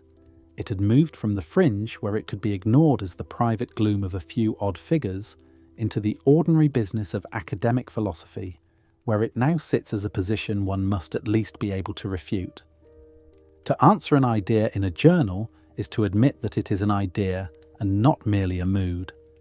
That admission, once made, cannot easily be taken back. But the more striking life of the verdict in our age has unfolded far from the journals. It has found a home online, in forums and threads and communities where people who would never call themselves philosophers nonetheless reason their way on their own toward the same conclusion the philosophers reached. Some come to it through argument, many more come to it through their lives. They gather and they talk, and what they are talking about, underneath the particular complaints, is whether it is right to hand existence to someone who never asked for it. The tone in these places is not always calm and is not always kind, and a good deal of what passes there would not survive a careful examination.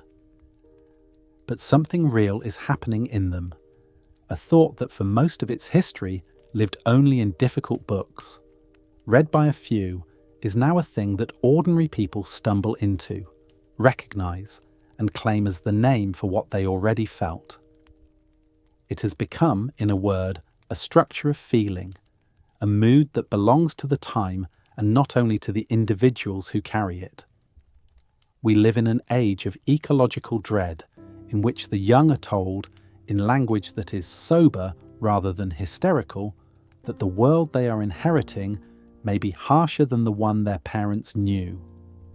We live in an age of economic strain in which the ordinary markers of a settled life, a home, security, the sense that one's children will do at least as well, have come to feel uncertain or out of reach.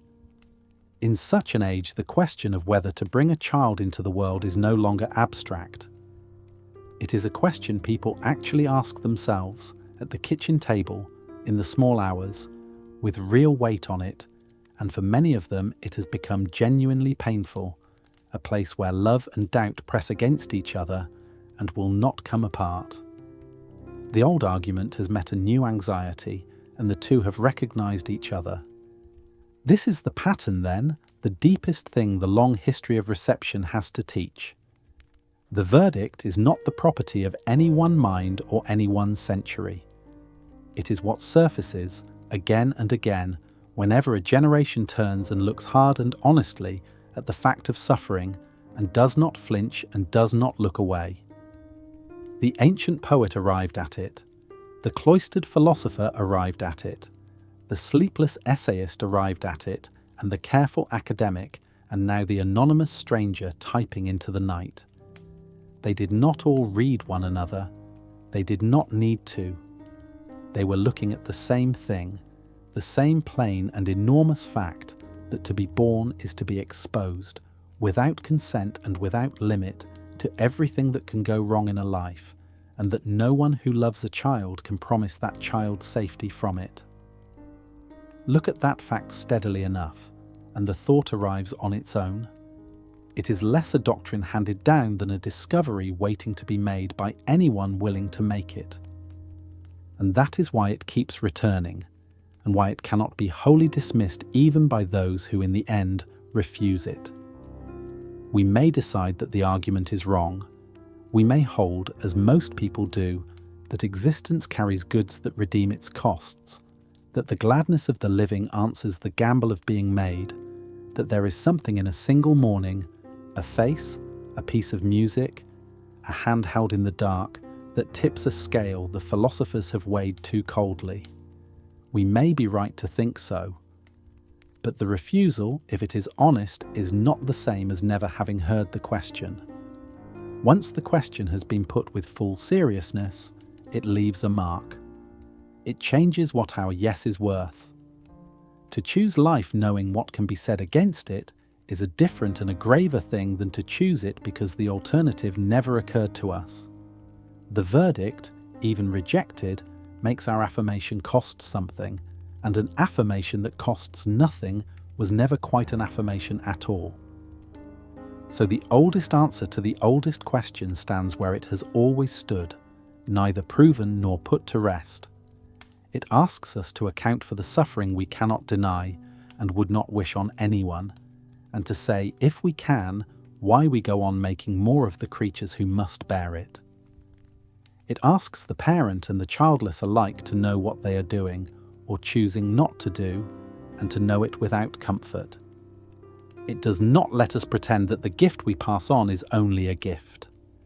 Whether that is wisdom, or only a long and beautiful despair, is something each listener will have to weigh alone, in the quiet, after the voices have stopped. What can be said is that the thought has earned its place. It is no longer the muttering of a few strange men at the edge of things. It is one of the permanent questions, the kind that does not get solved, but only inhabited, returned to, lived with, and argued against, and never quite escaped. Each age that has tried to silence it has found it speaking again in the next, in a new accent, through new mouths, about the same unbearable and ordinary fact. We have heard it now in many voices across many centuries, and the voices do not finally agree, and perhaps they were never going to. The question they share remains, open, patient, older than all of them, waiting in the dark for whoever next has the courage or the sorrow to ask it. It will be there when we are gone. It was there long before we came, and it asks of us only this, that we not look away from the cost of the world we keep on making, and that we hold the question, gently as long as we can bear to.